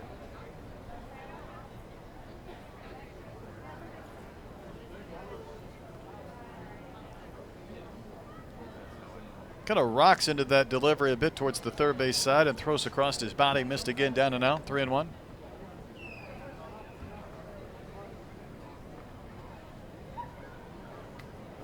Prince trying to get on for the first time tonight. Hitters count, and that pitch is over, but low, ball 4. Skeeters will accept the free pass and see if Zawatsky, Barfield, and Scott can add to this lead. You mentioned the power output of Prince lately with the 2 home runs the other night and 9 RBIs last 5 games. You forget about his speed. Probably be taken off here at some point. 4 steals on the season, leads the Skeeters. I'd be curious to talk to him, and you mentioned the 2-homer game we saw a couple of nights back. Zawatsky steps in. If he credits that leg kick with more Oh pop. yes, that's why he did it. We talked about it extensively, actually. Because really, how many guys are there who have speed and power, who are leadoff men? I mean, think of Ricky Henderson, Tim Raines. There's not a lot of them. They're either fast guys, on base percentage guys, but very rarely are they power guys. Here's Zawatsky. That pitch bounces away from Skelton. He can't locate it, so Prince can jog to second base on the wild pitch. My only concern with a guy like Prince is that on-base percentage is a big part of his DNA. You know, getting on base, taking walks, True. working deep counts. And attempting to hit for more power very well may work. You wonder, you don't want to sacrifice one of your assets, which is the ability to get on. Think about this team right now. I mean, who would have thought that Prince would have more RBIs than Barfield? Neither of those two. Zawatsky smashes one up the middle. It hit the mound and propels into center. Charging is Kraus. He's going to scoop and throw, and that'll discourage Prince from trying to score, especially with nobody out. He'll stop at third. That ball was just hit too hard by Zawatsky, who has his second hit of the game. But the Skeeters have runners on the corners and nobody out for the aforementioned Jeremy Barfield. Well, that's the swing we're used to seeing from Lance Zawatsky. And been in a bit of a slump. Maybe that's going to get him out of it. He doubled last time up, hit it hard, and that was scolded off the mound. Maybe Barfield doesn't want to be behind Prince in RBIs anymore. Well, he's got a golden opportunity here, but he struck out both times in. Both previous at-bats were against Lee, so he's seeing Simon for the first time. Even a fly ball would produce a run here, and there's a pitch down and out, backhanded by Skelton. Speaking of gold gloves are handed out in the minors as well.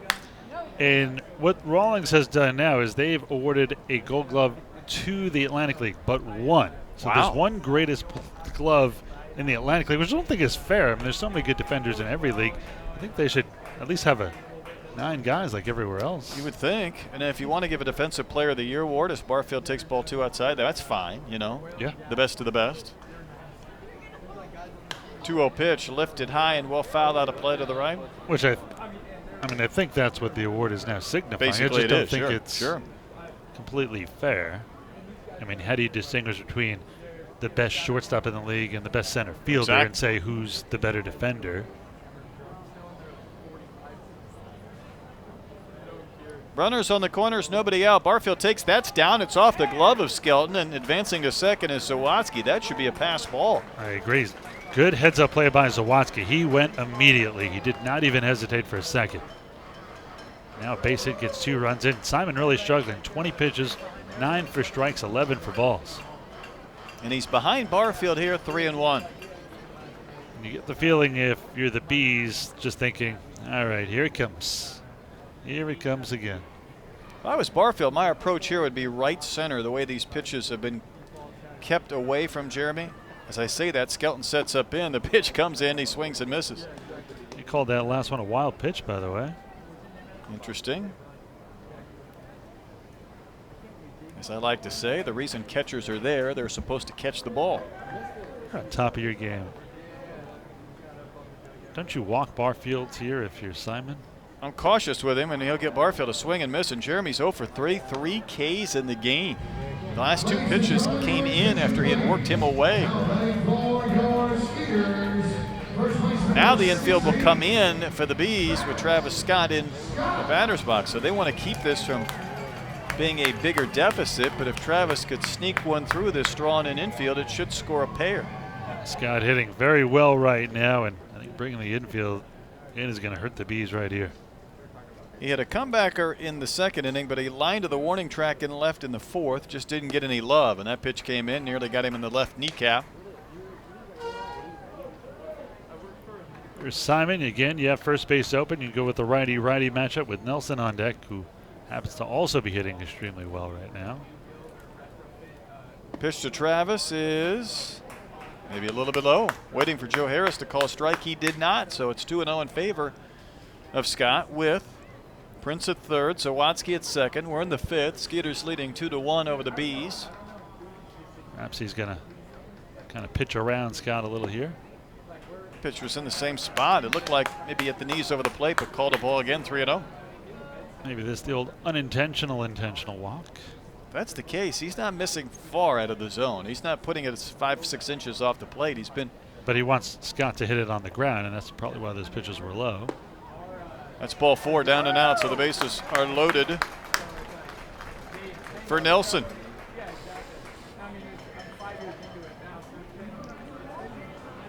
Nelson walked back in the fourth inning. He would score the second run that gave the Skeeters their 2-1 lead, and it remains that same advantage here an inning later in the fifth.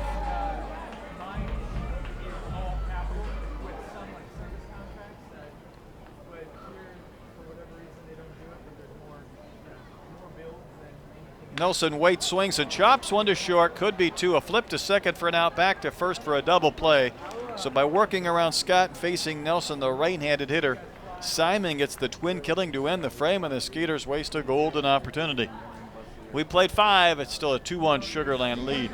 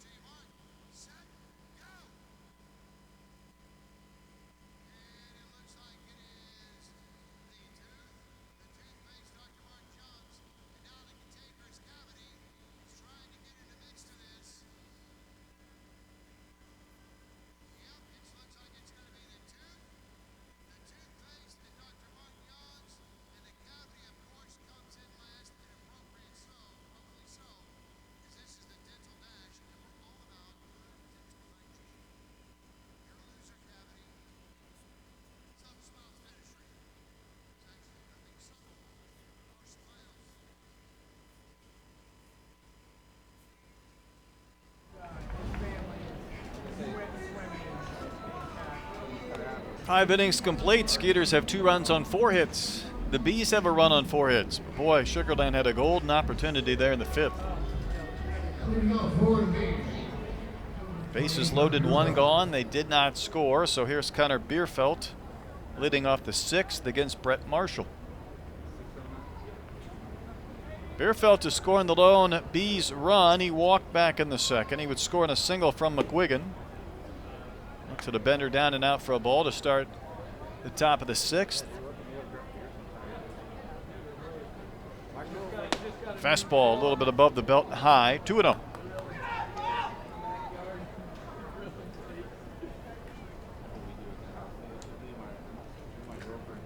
Next one is lifted a mile in the air, foul down the left field line, bending into the corner and landing near the concession stand. That thing was up there for a country mile.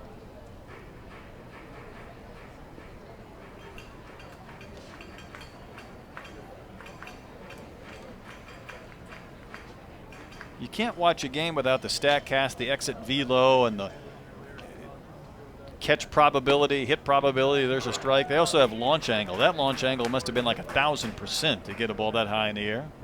I think all that stuff's a little much for me. I mean, who cares how hard a home run is hit? Either it's God or it stays in the park. I tell you what, you better get used to it. There's a ball hit in the air, right center field, slicing away from Jan Santee. On the run, makes it over the shoulder grab and continues all the way to the fence. He did that last night as well. He is really playing great out there in center. One time I thought he was almost going too fast to maybe overrun the ball, but he reached up above his head, made the catch. Good effort, great play. 2 of those in this homestand. Here's John Griffin, big right-handed hitting first baseman.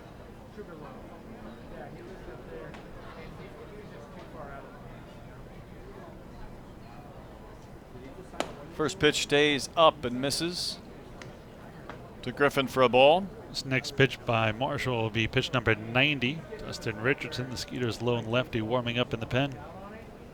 6 innings, the longest Marshall has gone. 6 innings, 5 1/3. He's at 5 1/3 now as he misses 2-0 to Griffin.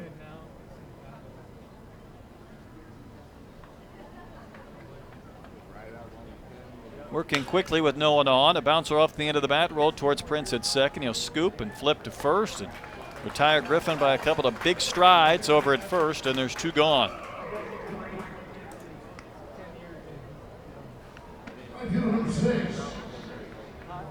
Two outs for Jamar Walton. He has one of the 4 hits recorded by the Bees tonight. That was back in that 2nd inning in which the Bees scored their lone run. That pitch was a little bit low. In fact, it skipped into the glove of Cordero from Marshall.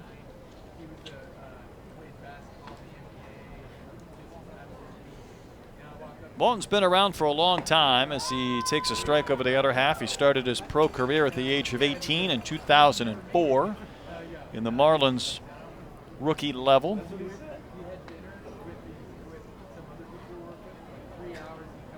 He's been in independent baseball the last 7 years as he chops one foul wide at first.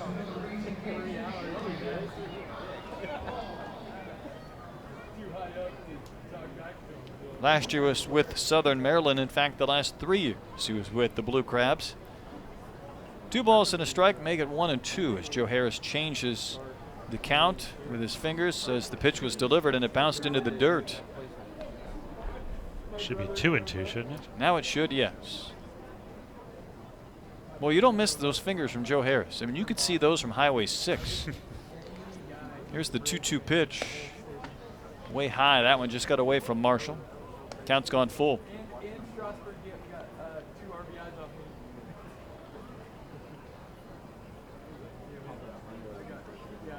Here comes the payoff. Wave and a miss. That one had some bite. Walton swings over the top of it. He Ks.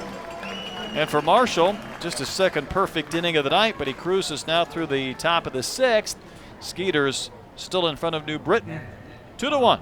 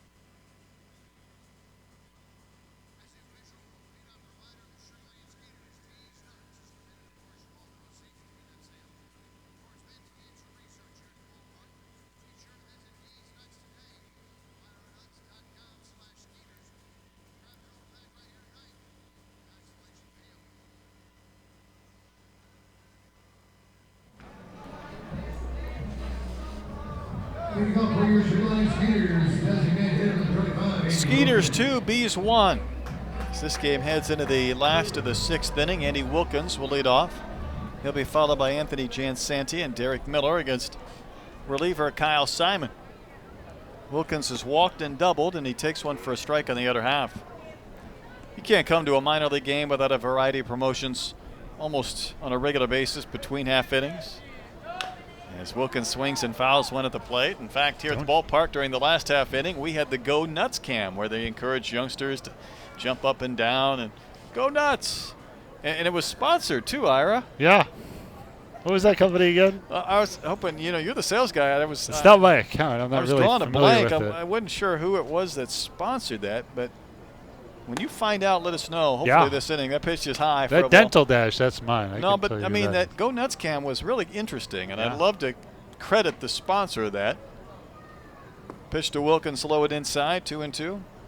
Get our executive in-game producer, Tyler Stam, to get in on that one. That's his sponsor.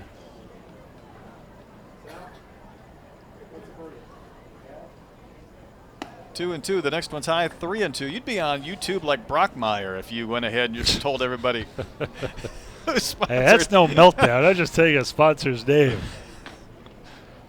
You're a lot closer to Brockmeyer than I am. I hope you've seen a few of those Brockmeyers. I have.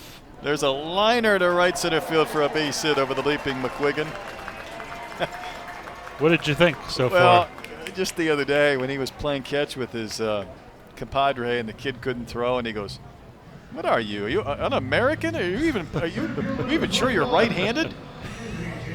And they threw in a couple of curse words. In fact, we'll find it. Here's Anthony Jansanti. He drove in a run. What's your thought overall as a broadcaster? Well, who's done minor it's league such a games? parody. It makes me laugh 3 or 4 times, which I guess is the only standard I go by anymore. He's got the Lindsey Nelson coat, though, as Jansanti takes one outside for a ball. I don't think I noticed that.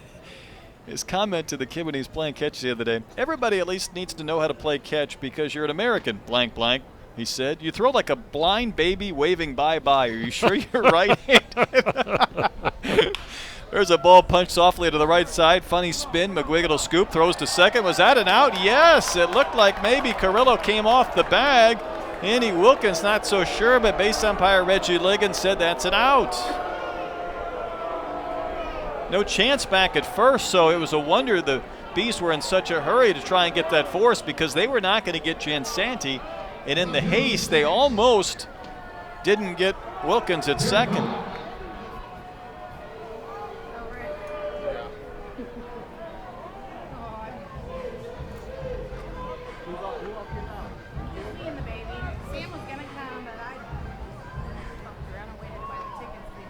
So here's Miller. He walked with the bases loaded. Right now, that's the go-ahead RBI in this game. Made it 2-1 Skeeters. There's the pitch outside. Skips off the glove of Skelton. Rolls away. Going to second and rounding, but holding there is Jansanti. And a wild pitch from Simon. So with this slightly extended inning, have you figured out the name of that sponsor yet? That sponsor is the Go Nuts camp? No, but I'll get on it. Okay. Right on. I think it's important we relay that to the listening audience whenever you find out. Why are you causing trouble? You're a troublemaker. But it's the I'll send company's Andy name. for it. I don't see why we can't credit the sponsor for. Tyler Stam's right in there. Why don't you go in there and ask him, and I'll wait. I'll take over here for you next inning. Oh, No, wait, I take no. over for you next Oh, inning you do. anyway. Get Andy to pinch it for you. You can find out all the details and explain it to our audience. I think it'll be fine. As someone with, well, I mean, someone with the sales experience that you have, I would think that would fall in your wheelhouse. Yeah, but I don't want to stir weren't your you thunder. broadcaster / GM or assistant GM back in your minor league right, days? the acting GM, the acting groundskeeper, and the. All right, It's so all you're for well more qualified Yeah, than me. well, just a little bit out of practice. Miller has the count go to 3-0 in his favor. It's like riding a bike, Dolan.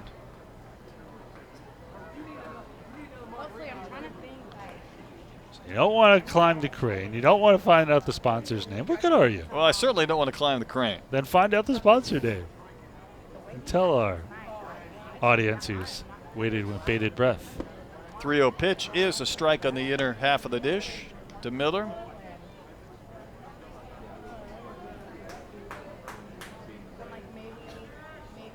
Derek's got the one batting glove on his left hand, none on his right. So wave and a miss. I like that. That's the way everybody used to do it in Little League.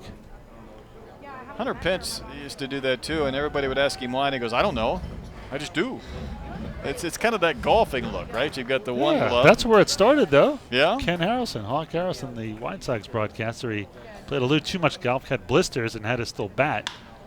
Ground ball to the left side, and Rosa cuts it off and throws to first. That retires Miller. That's the second out of the inning as Jansanti holds at second base. Supposedly he was credited with wearing the batting gloves. Yeah, the Hawk. There's Albert Cordero. Line to left, his only time in. Batting here in the bottom of the sixth. He also lined to first, so he's 0 for 2. Skeeters leading 2-1. Pitch to Cordero, batting lefty, in there for a strike around the kneecap. Skeeters have left 6 men on base, and they've hit into a double play so far, so they've had some traffic on the bases. Next pitch to Cordero. Soft chopper to second. This should end the inning. Scoop by McGuigan. He'll flip to first to end the frame, and Ira will have that sponsor when we come back. Skeeters get hit, and they leave a man through 6. He doesn't like me. 2-1 Sugarland.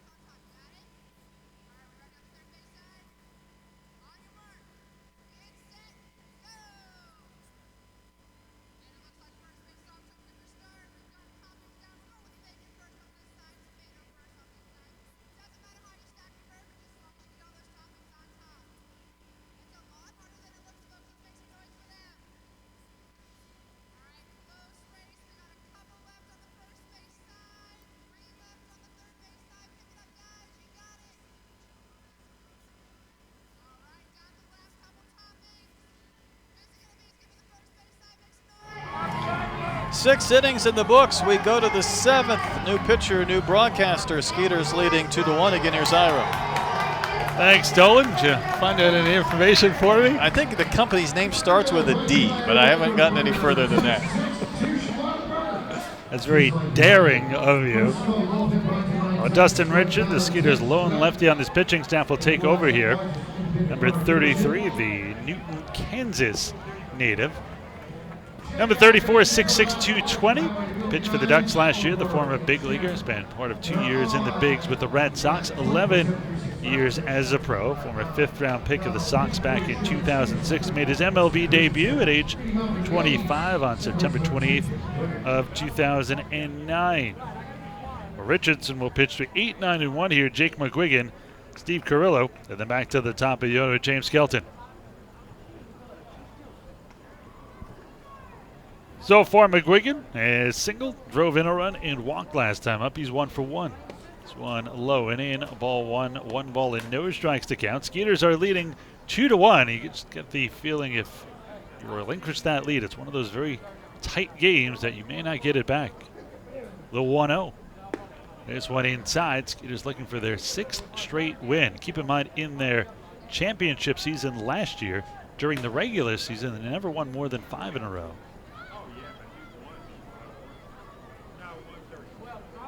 The 2-0 by the Skeeters southpaw. There's a strike on the inside corner. 2 balls and 1 strike to count. Richardson features 2 pitches, both very good ones, though. Fastball and a slider. The 2-1. Swan, a hit down the right side, foul, and now even accounted 2 balls and 2 strikes. All right, you said he was from Newton, Kansas. You might have to Google that to give me a population, because I'm saying less than 5,000 people. Think? All right. For you, I'll Google it. It's not Wichita or Topeka. It's got to be tiny. The 2-2. Swung on a missed strike 3 as Richardson blows the fastball by him. 19,120 thanks to the quick Andy Humphrey. That's a metropolis. What's the name of your Iowa town? Casey. How many people are there? 440.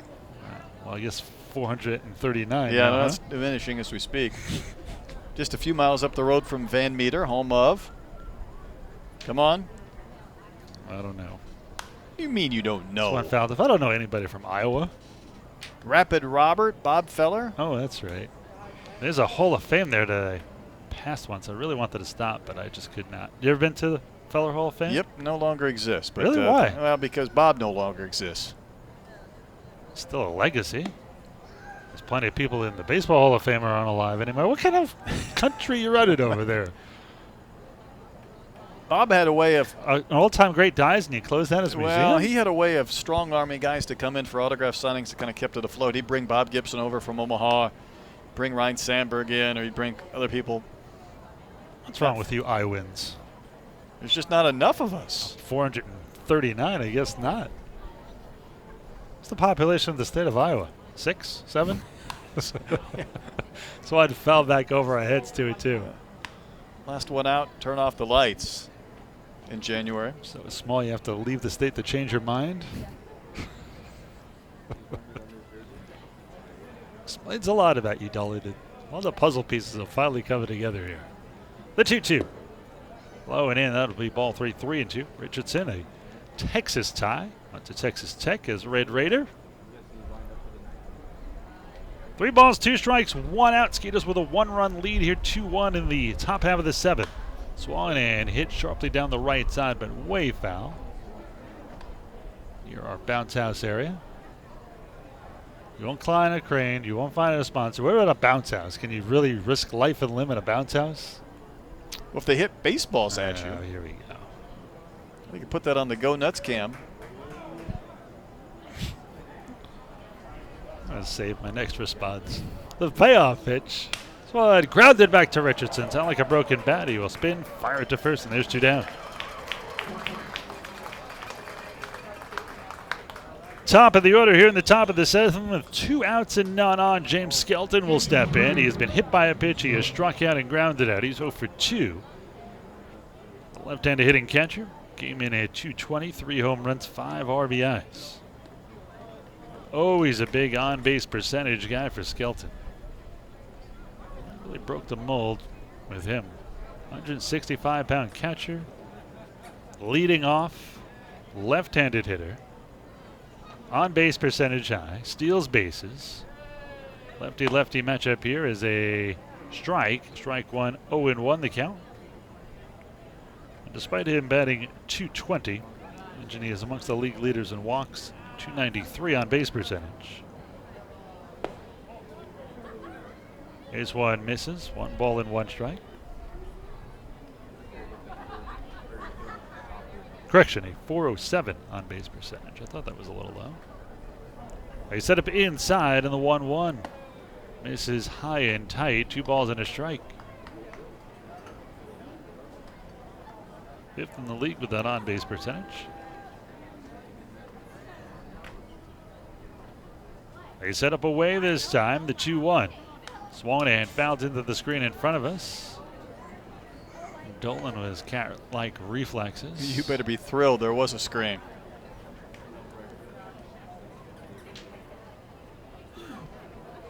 Two balls, 2 strikes, 2 outs. Skeeters leading 2-1 here in the top half of the 7th inning.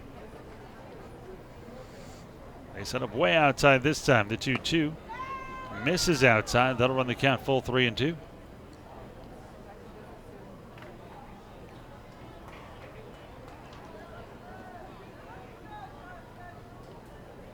Richardson from the stretch. The payoff pitch here to Skelton. Curveball just misses inside. Richardson thought he had it. Skelton will add to his on-base percentage. His 13th walk of the season came in tied for the league lead in walks. I think I might have gone after him in a different manner there than the breaking ball. I think if I'm going to dare Skelton to try and hit one out against me rather than put him on with his speed. Runs. He does. We've seen one in this series. Krause today he's had 4 outs and 3 at bats, so he's not had a good night. This guy would scare me though. He'd get on track before this series is over. And he's sitting against a lefty. Fouls that one sharply into the screen. 0-1. Krause has hit into a double play. Struck out each of the last 2 times up. Skeeters 2 runs on 5 hits. The Bees 1 run on 4.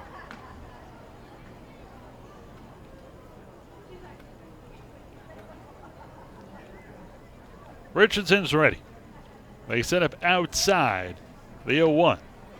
Swung and fouled back into the screen again. No balls and 2 strikes to count. Richardson turned 33 on January 9th.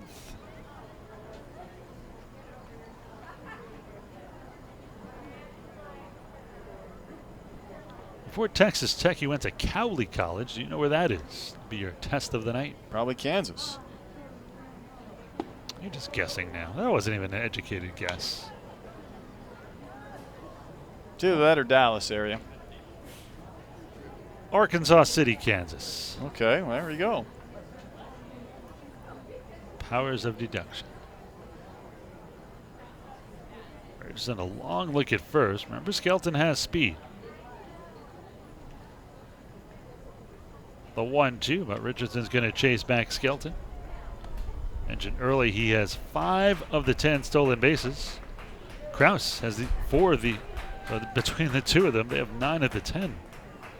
That's why they're batting 1 and 2 in the lineup. The 1-2. Fastball misses outside. Pretty good pop on that fastball. 2 balls, 2 strikes, 2 outs, 1 on. Skeeters leading by 1, 2-1 here in the top half of the 7th inning. The Bees have stolen 10 of 12 this season. 10 steals, 14 home runs. The 2-2, nope, Richards is going to chase back Skelton. In comparison, the Skeeters, 18 home runs, 17 stolen bases.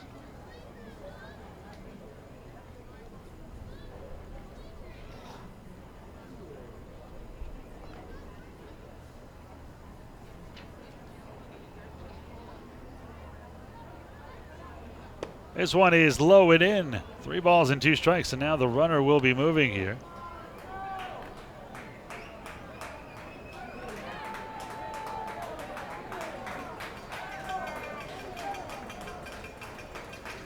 So 3 balls, 2 strikes, 2 outs. A 2-1 Skeeters lead here in the top of the 7th. Skelton can't go too early with the lefty on the mound. The payoff pitch. This one fouled back with Skelton on the move. We'll do the 3-2 again.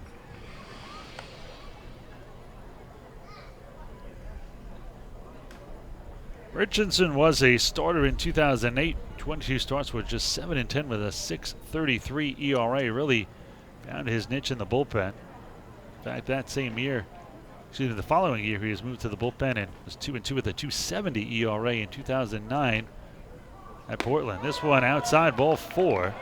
Now 2 on with 2 outs. Richardson got the first 2 easily. He struck out McGuigan. A comebacker by Carrillo. Now 2 straight walks. He's going to get to face a guy who's hit 3 seeds tonight.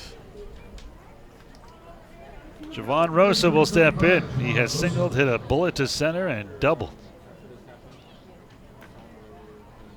Seeds from an Iowa farm boy. I like that. I like it. Did anybody give you beans for a cow? No. Jack? No. No? No beanstalk for you? Nope. Well, you won't climb a crane. I guess you're not going to climb a beanstalk up to the heavens. Fastball on the outside corner, 0-1. Skeeters leading 2-1 here in the top of the 7th. Bullpen will be set up very nicely if Richardson can get through this inning.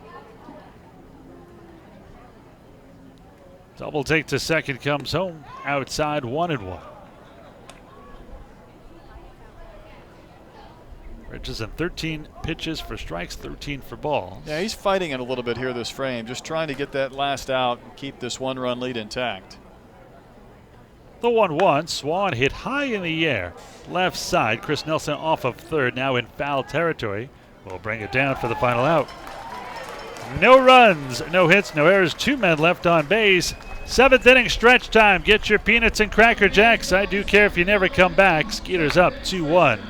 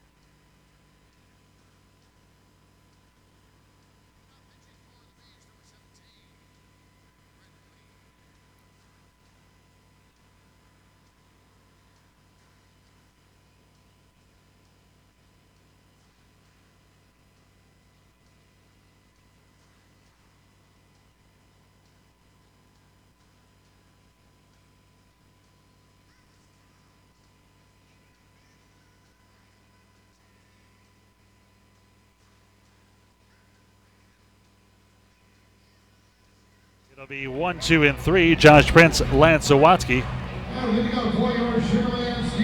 And then Jeremy Barfield. Brandon League will face Prince. Prince has lined sharply to center, flew out to center, and walked last time up. League, a former second-round pick of the Blue Jays back in 2001. Went to high school in Hawaii. That must be nice. Born in California, went to high school in Hawaii. Must have been a tough commute home. First pitch to Prince, swung and missed. Strike one, no balls and one strike to count. A lot of big league time for League. I was going to say, he had several years, didn't he? Yes, he did. From 2008 through 2014 with the Dodgers. Get to some of his big league numbers here in a moment. 34 years old. Swung and sharply fouled off of third. No balls and two strikes here on Josh Prince. Skeeters leading 2-1 here.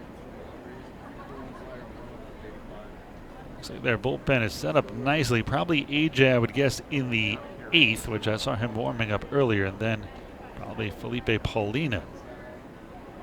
The 0-2 check, swing low and away. Take a look at some of those big league numbers on League. Well, from 2004 through 2014, he spent time in the big leagues, 11 seasons, 27-35, a 3.65 ERA. Also had 74 career saves, including 37 for the Mariners back in 2011, and he was an all-star for the American League. So on in the dirt, 2 balls and 2 strikes to count.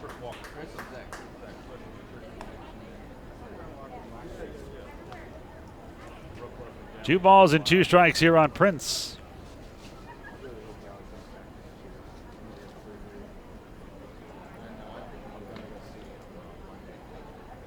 League will kick and fire the 2-2. This one high 3-2. Did not play in 2016. I'm going to guess injury related.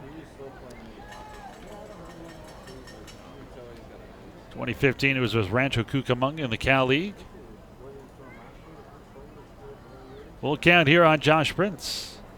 The payoff pitch here by League.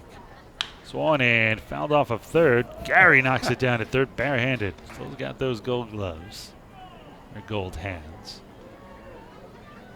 One of the great baseball names, Brandon League.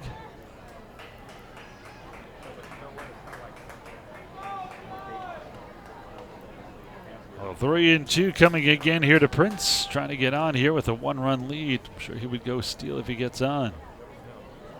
Payoff pitch again, swung and fouled off. Who would be the best Hawaiian-born player? Would it be Benny Agbayani or Sid Fernandez? I forgot about Sid. I'm going to go with Agbayani. Didn't he wear uniform number 50 to symbolize the 50th state? Yes, yes he did. You don't see any Alaskans wearing 49, No. I'll tell you that. Payoff pitch, swung and crushed into left field. That's a base hit. Right at the left fielder, Bierfeld. And now you got to think Prince is going to swipe when he gets a chance here. A 1-on, none out here for Lance Sawatsky. Sawatsky having a great night. He has hit 2 balls on the nose. After popping after short, he doubled and scored and then singled last time up. That was a bullet off the right side of the mound. 2 former big leaguers going at here. Give me a League's resume. Sawatsky spent some time in the bigs with the Padres.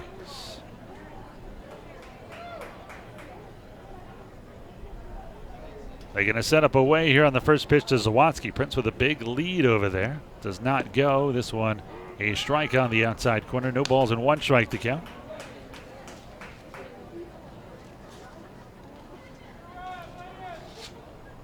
Last 5 games for League. 2 runs, 6 hits, and 4 1/3.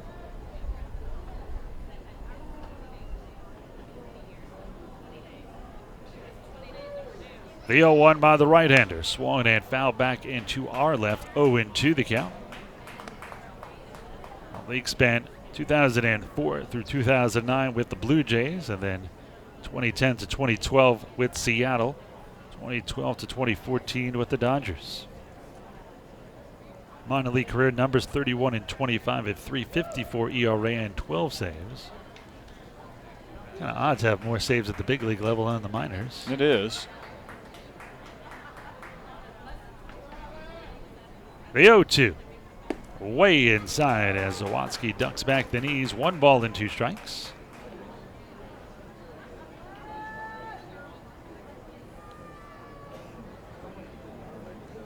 2015 while he was still in the Dodger system at Rancho Cucamonga. 0-1, a .84 ERA in 10 games. I think he got hurt right there. The 1-2. Swollen and fouled off to the left side. And that sounds about a year and a half, and I'm going to guess about Tommy John surgery. Yeah, that, they don't have minor league rehab appearances per se, but, you start a guy at a lower level just to allow him to kind of get back into game mode if it's outside of spring training or extended spring.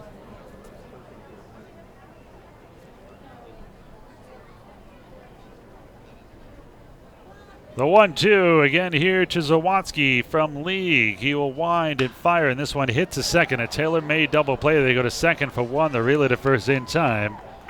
4-6-3 on the DP, and just like that, 2 outs, none on for Barfield.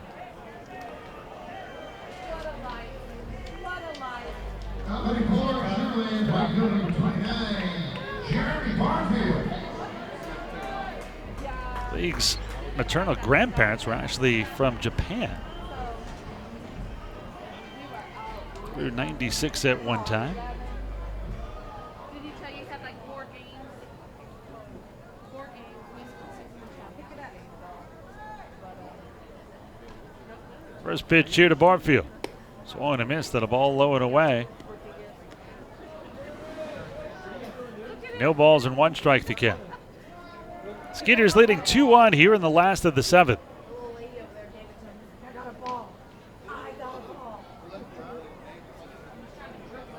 To take the first 4 games of the 6-game series. This one in the dirt. Backhanded and scooped out by Skelton. 1 ball and 1 strike here to Barfield. In League play for the Blue Jays, of course. Barfield's dad, mainstay with the Blue Jays for many years. That's why he wears 29. His dad, Jesse, wore 29 for the Jays. The 1-1, Swan popped up. Right side, down the right field line. John Griffin, the first baseman, backpedaling. And now he yields to the second baseman, McGuigan, who will grab it in foul territory for the final out. Started out promising a leadoff single by Prince, but the double play and foul out ends it. Through 7 innings of play, Skeeters still in front by 1, 2-1 over the Bees.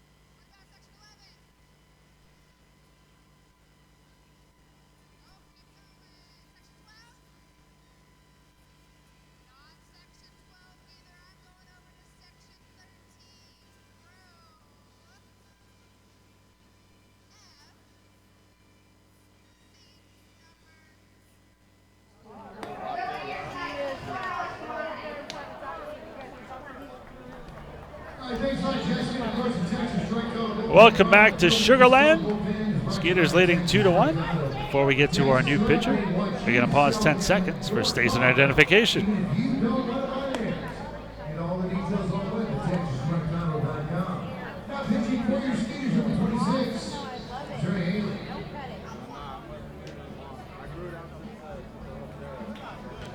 New pitcher is Trey Haley.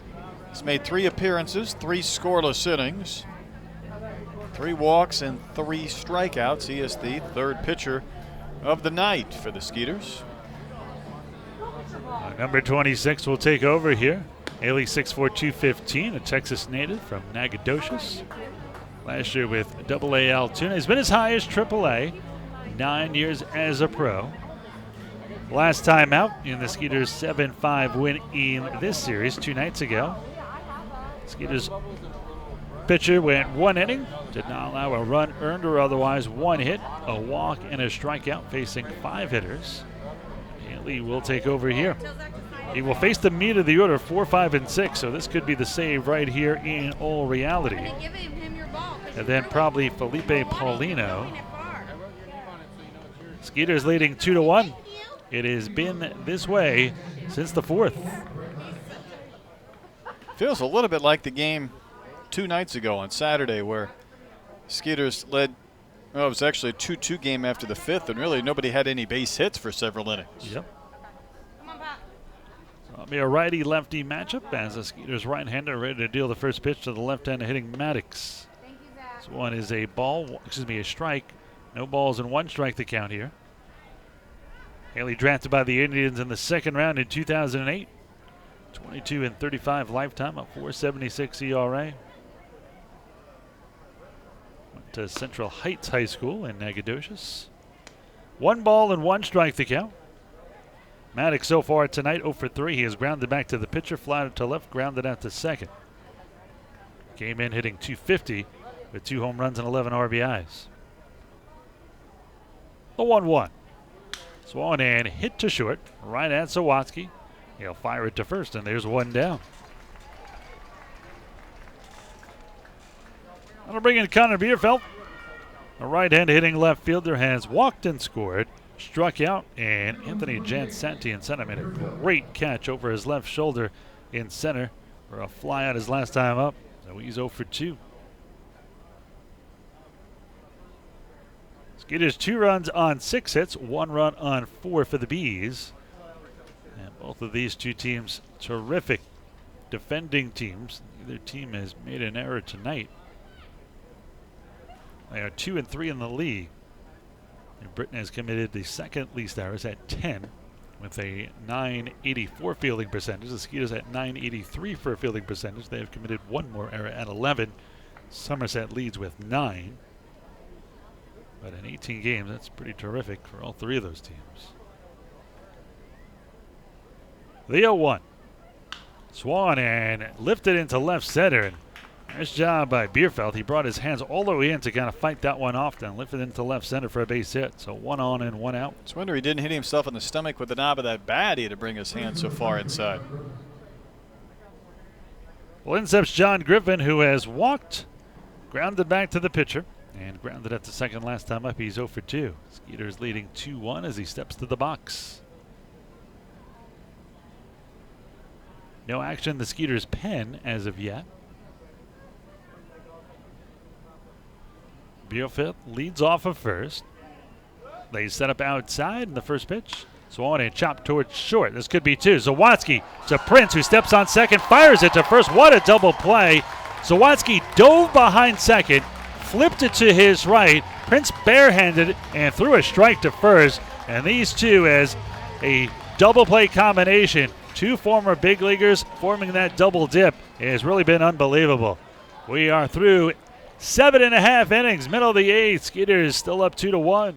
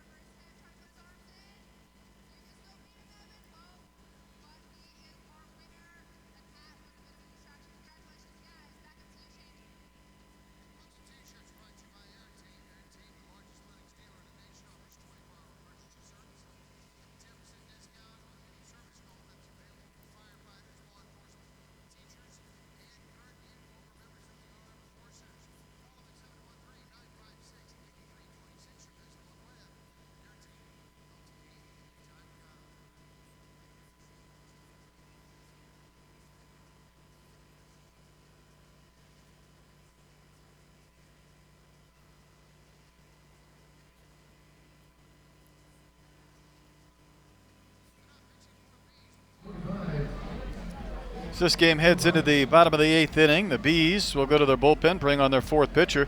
Just saw a longtime big leaguer in Brandon League. We'll get another. This one is left-hander Joe Beimel. He has appeared in 5 games, 0-2, a 6.75 earned run average. He's given up 6 runs, 4 earned in 5 1/3 innings of work. Beimel, 40 years old, will come in here. He was drafted by the Rangers originally in the 26th round. That was back in 1996, and then by the Pirates in the 18th round in 98. Originally from Pittsburgh, Pennsylvania. He will take over here. He'll face Travis Scott here in the order. To start off, and then it will be Chris Nelson and Andy Wilkins. Significant big league time, 13 years with the Pirates, the Twins, the Rays, the Dodgers, the Rockies, and the Mariners. He had 2 different stints with the Pirates. First pitch is high and outside, 1-0 to the left-hand hitting Scott. Big league numbers 29 and 34, with a 4.06 ERA and 5 saves. Really, his best year was in this one. Hit to the right side and threw for a base hit. The shift is just not working for the Bees, is it? I mean, Joe McGuigan was in shallow right field and way to his right, and it still went to his left and past him. It was somewhat close, but it got by him. You know, when the Pirates going way back, I think they had a nickname, the Lumber Company. That's when they had some sluggers. And, of course, New Britain wearing Hardware City on their uniforms, but it has the same color that the old Pirates unis did. Just missing that cool old-time hat Yes, that they had. Can't beat that. Speaking of old-time. Deacon Jones giving us a visit in the dugout.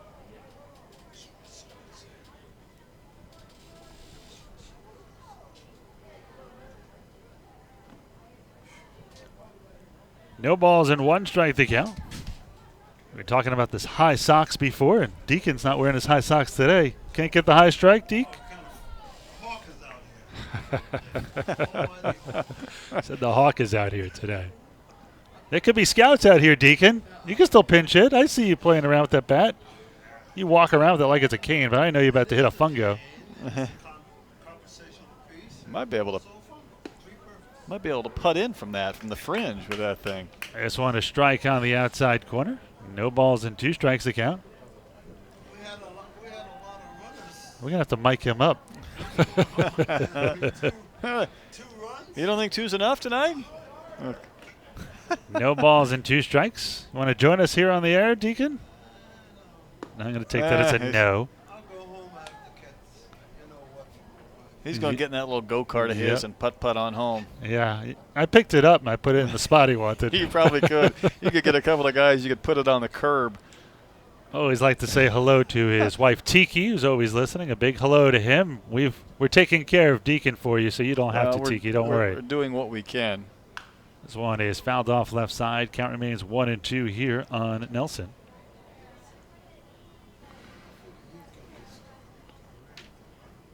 Two runs and 7 hits for the Skeeters. 1 run on 5 for the Bees.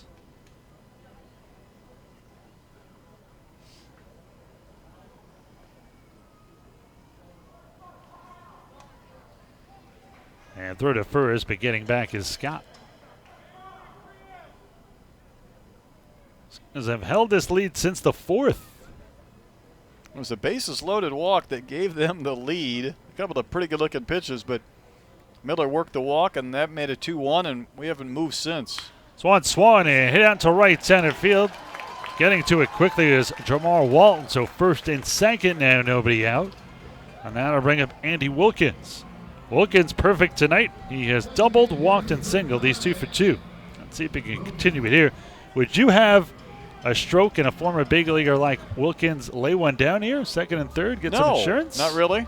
Although, you know, the only thing that would even make me consider it is the fact Jansanti's been on such a tear the way he's been ripping the baseball from that 7-hole.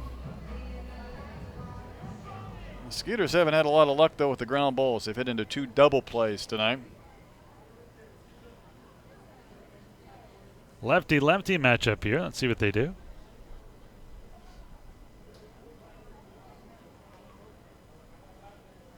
Big swing and a miss here. So much for the bunt There's theory. your answer. I'll rub salt in the wounds, Dolan.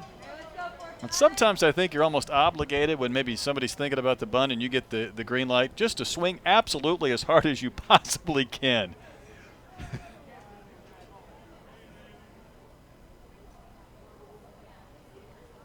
The 0-1. This one swung and fouled back. So no balls and 2 strikes here on Wilkins. 2 on, none out. Skeeters leading 2-1 here.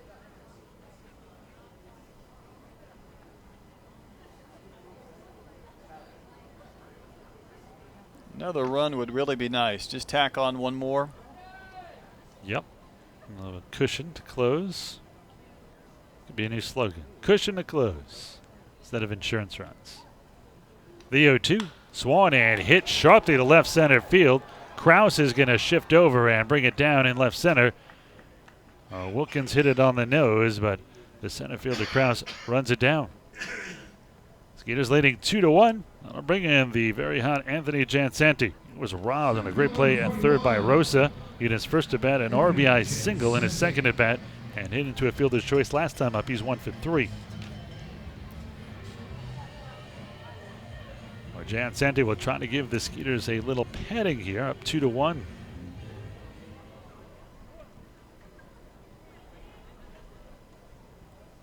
He's done nothing but barrel up balls there in this homestand. You'd love to see him get another off Beimel. First pitch, swung and missed. Chased the ball a little bit low and away. I think Beimel took a little bit off that one. No balls and 1 strike to count.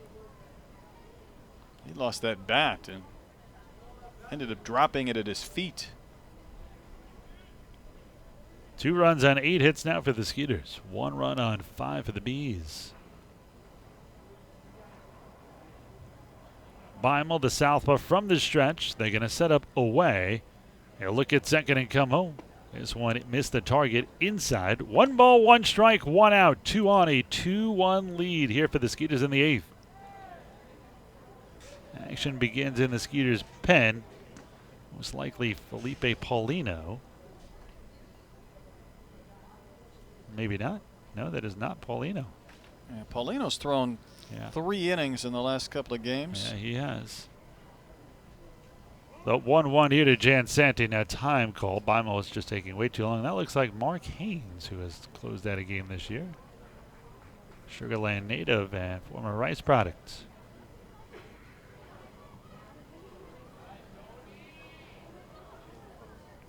Rice will be here tomorrow playing U of H tomorrow night right here at Constellation Field after a morning game between these two.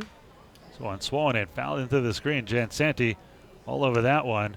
He's having a hard time holding onto the bat. He's going to go get some pine tar, some stickum. Either that or a ball and chain.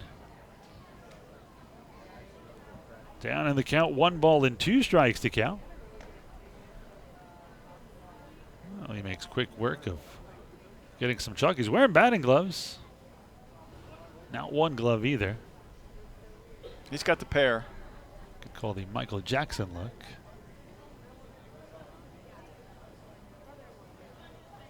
The 1-2. This one low and in, stopped by Skelton. Otherwise, it's second and third with 1 out. That backdoor slider from Beimel hasn't been terribly effective. Jansanti's just picked up the back foot where it would land and let it go by. 2 balls and 2 strikes.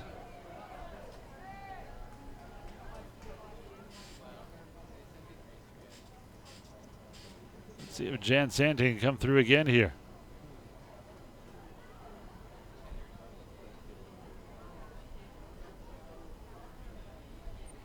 The 2-2 coming here from Beimel. They're going to set up outside. And first a pick off to second, but sliding back in plenty of time was Travis Scott. Boy, Beimel was going to put me to sleep in that entire sequence. Waiting for him to pitch. A couple times I thought Jansanti was going to step out. You don't have far to go, Dolan. No, I don't.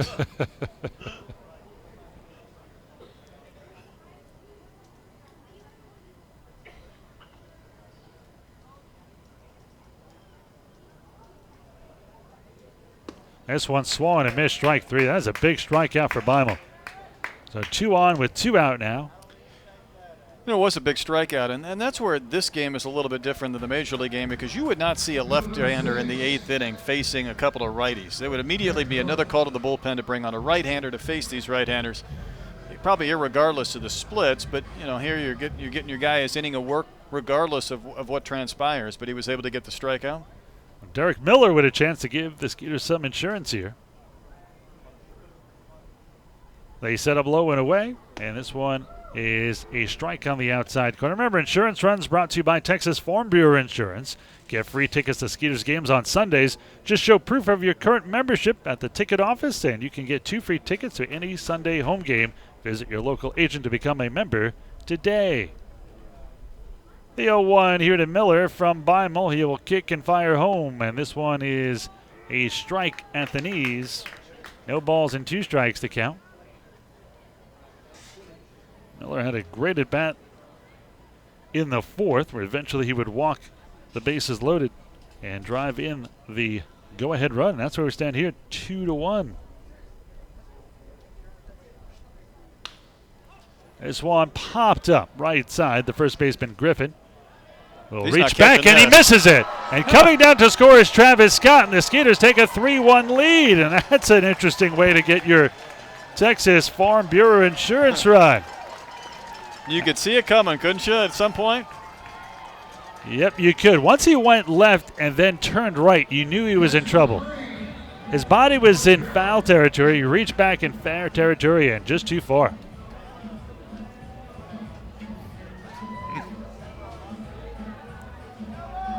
I'm sure they're going to score that a hit. Now, granted, they don't have to, but I'm sure they will, and that'll be an RBI too. I'm sure Derek Miller will take that. I'll take that RBI. Miller nearly planted his bat in the ground. He was so frustrated, and there he is standing at first. First and third. Skeeters with a chance for some more here. Well, for right now, I'm putting it down as an RBI single. Albert Cordero swings and misses at the first pitch. 0-1 the count. And it is a single indeed.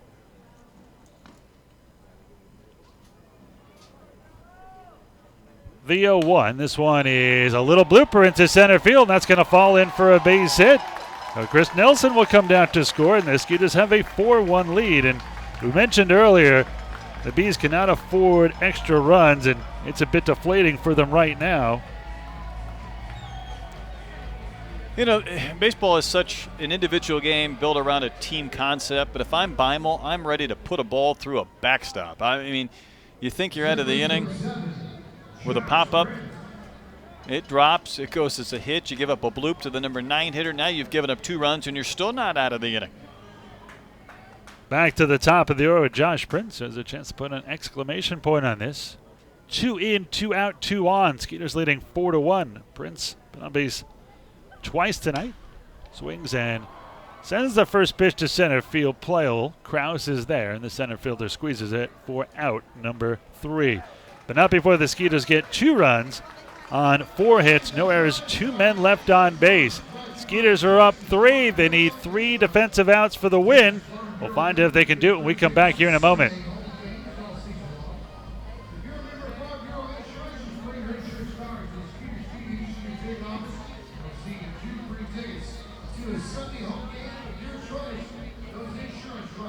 Okay.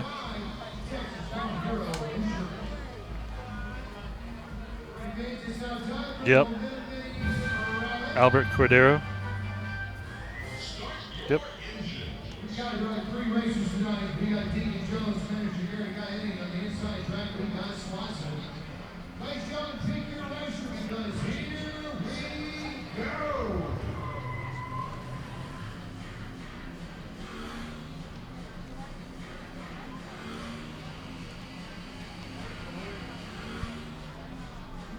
Looks like we've got a 3.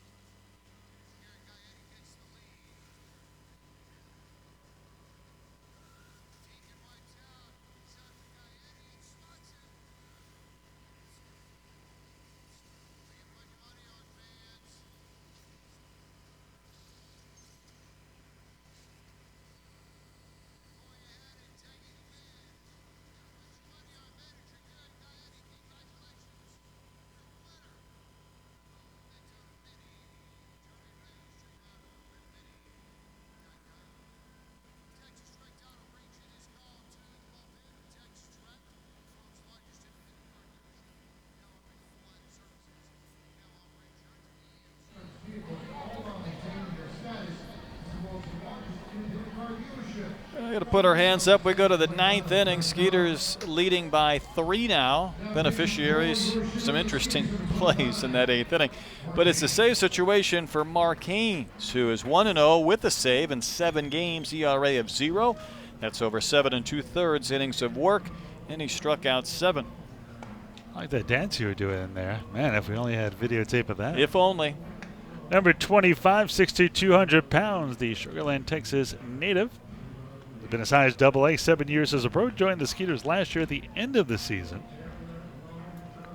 Last year for the Skeeters, 3 appearances down the stretch. He was not on the playoff roster. No record of .337 ERA. Joined the Skeeters from the Kansas City T-Bones. We'll try to save this one. Save situation. Skeeters leading 4-1 here in the top of the 9th. Bottom of the order here in the top of the 9th. Jamar Walton, Jake McGuigan, and Steve Carrillo, 7, 8, and 9.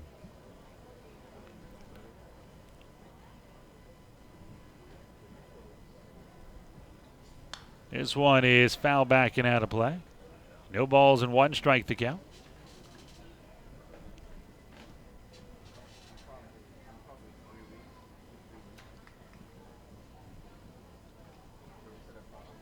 Haynes gets a sign here from Cordero. They set up away, and the 0-1 to the left-hand hitting Walton is a fastball for a ball. A little low and away, 1 ball and 1 strike. That might have caught a piece of the corner.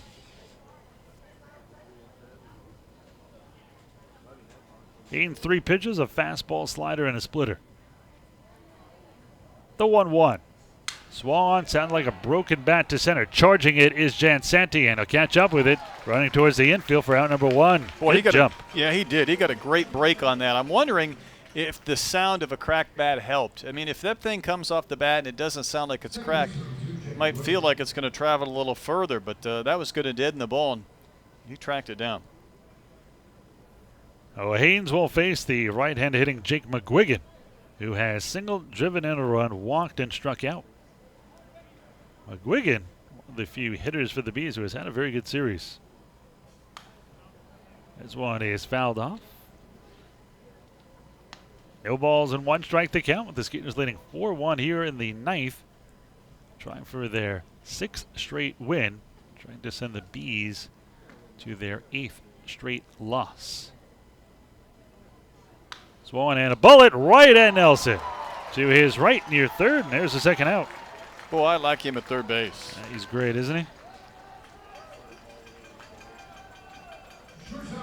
A 1 out away from a win here. Give credit really going back to the beginning of this game. Brett Marshall really struggled over the first 2 innings, but then he settled down nicely, and that's been the difference in this game. I would agree. He had to fight his way through 2 innings and really looked in danger, maybe giving up a crooked number in the second, and got out of there with just 1 run. First pitch here by Haynes is upstairs. 1 ball and no strikes. Carrillo, the right-handed hitting shortstop, is 0 for 3. He's hit into a fielder's choice, flat out to right and grounded out. 0 for his last 17. Haynes a long look in here. Will wind and deal the 1-0. Fastball high and outside. 2 balls and no strikes.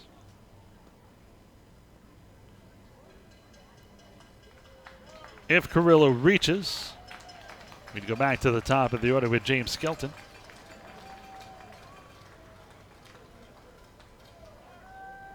The 2-0. Swollen and hit into left center field. That's going to be a base hit. This game will continue. Now the tying run down at first in Carrillo.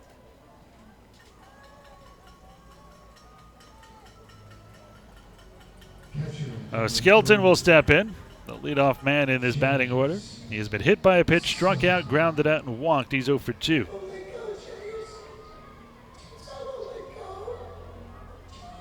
Carrillo this season as the only other stolen base outside of Kraus and Skelton. He's 1-0 in stolen base attempts. In steps the left-handed hitting Skelton. 223 home runs, 5 RBIs. And I was just going to say, pitch him inside, make him pull it with this wind blowing in. It's not going to help a left-handed hitter, and that's exactly what Haynes did. Strike on the inside corner, 0-1. Prince, oddly enough, not shaded far to his left, with the left-handed hitter up there. Swan grounds to the right side and past the diving Travis Scott. Around second and heading for third is Carrillo. And now you're glad you have that insurance run. Skeeters leading 4-1 here. And there's that debate whether you hold Carrillo with 2 outs or just let him take second base and play your regular position. By holding the runner, you're at a position, and instead of a game being over, it's first and third. Yep, that would have been right at Travis Scott. Now, I would agree if it was a 2-1 game. This is a 4-1 game, and there was only 1 runner on. The tying run was not even at the plate. Now it is. And Michael Kraus. Kraus grounded into a double play, struck out twice, once looking, once swinging, and walked last time up. So he's 0 for 3. He's committed 4 outs. See if Haynes can nail this down. Only run that really matters is the man at the plate in Kraus. First pitch way outside. Cordero has to go to his right and backhand that one, keep it from going to the backstop. Would have been a run. Well, he yanked that pitch.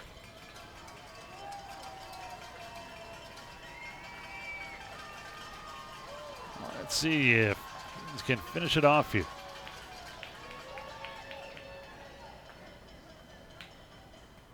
The 1-0 here to the right hand hitting Kraus. Swanhand hit down the right side, foul. 1-1 the count. That one was hit with some extra English on it.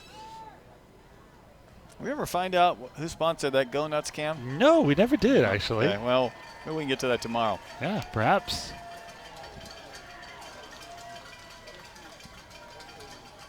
If you really want to know, then you can email our good friend Tyler Stam. That's tstam at sugarlandskeeters.com. He can't wait to see those emails rolling in.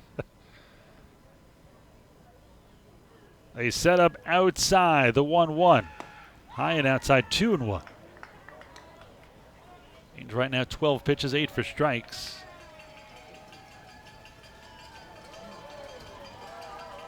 Two balls, 1 strike, 2 outs, 2 on. Skeeters leading by 3, 4-1 here in the top half of the ninth. 1 out away from their 6th straight win.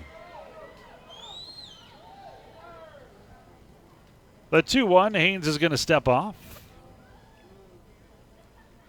Goes back to that Seinfeld episode. Tony, better step off, George. Step off, George. George, he wants you to step off. He's got some delicious sandwiches. The 2-1. Swung and hit out to right field. Fairly deep. This is trouble.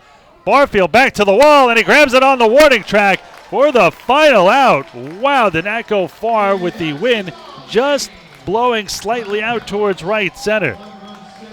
Take a look at the final numbers here. 4 runs, 10 hits, and no errors for the Skeeters. 1 run, 7 hits, and no errors for the Bees. We'll take a break. We'll come back with the Skeeters post-game show. We'll give you the final numbers. We'll have our player of the game, highlights, preview tomorrow's Game 5 matchup, a morning contest, all that and more. We'll return on the Skeeters post-game show in a moment.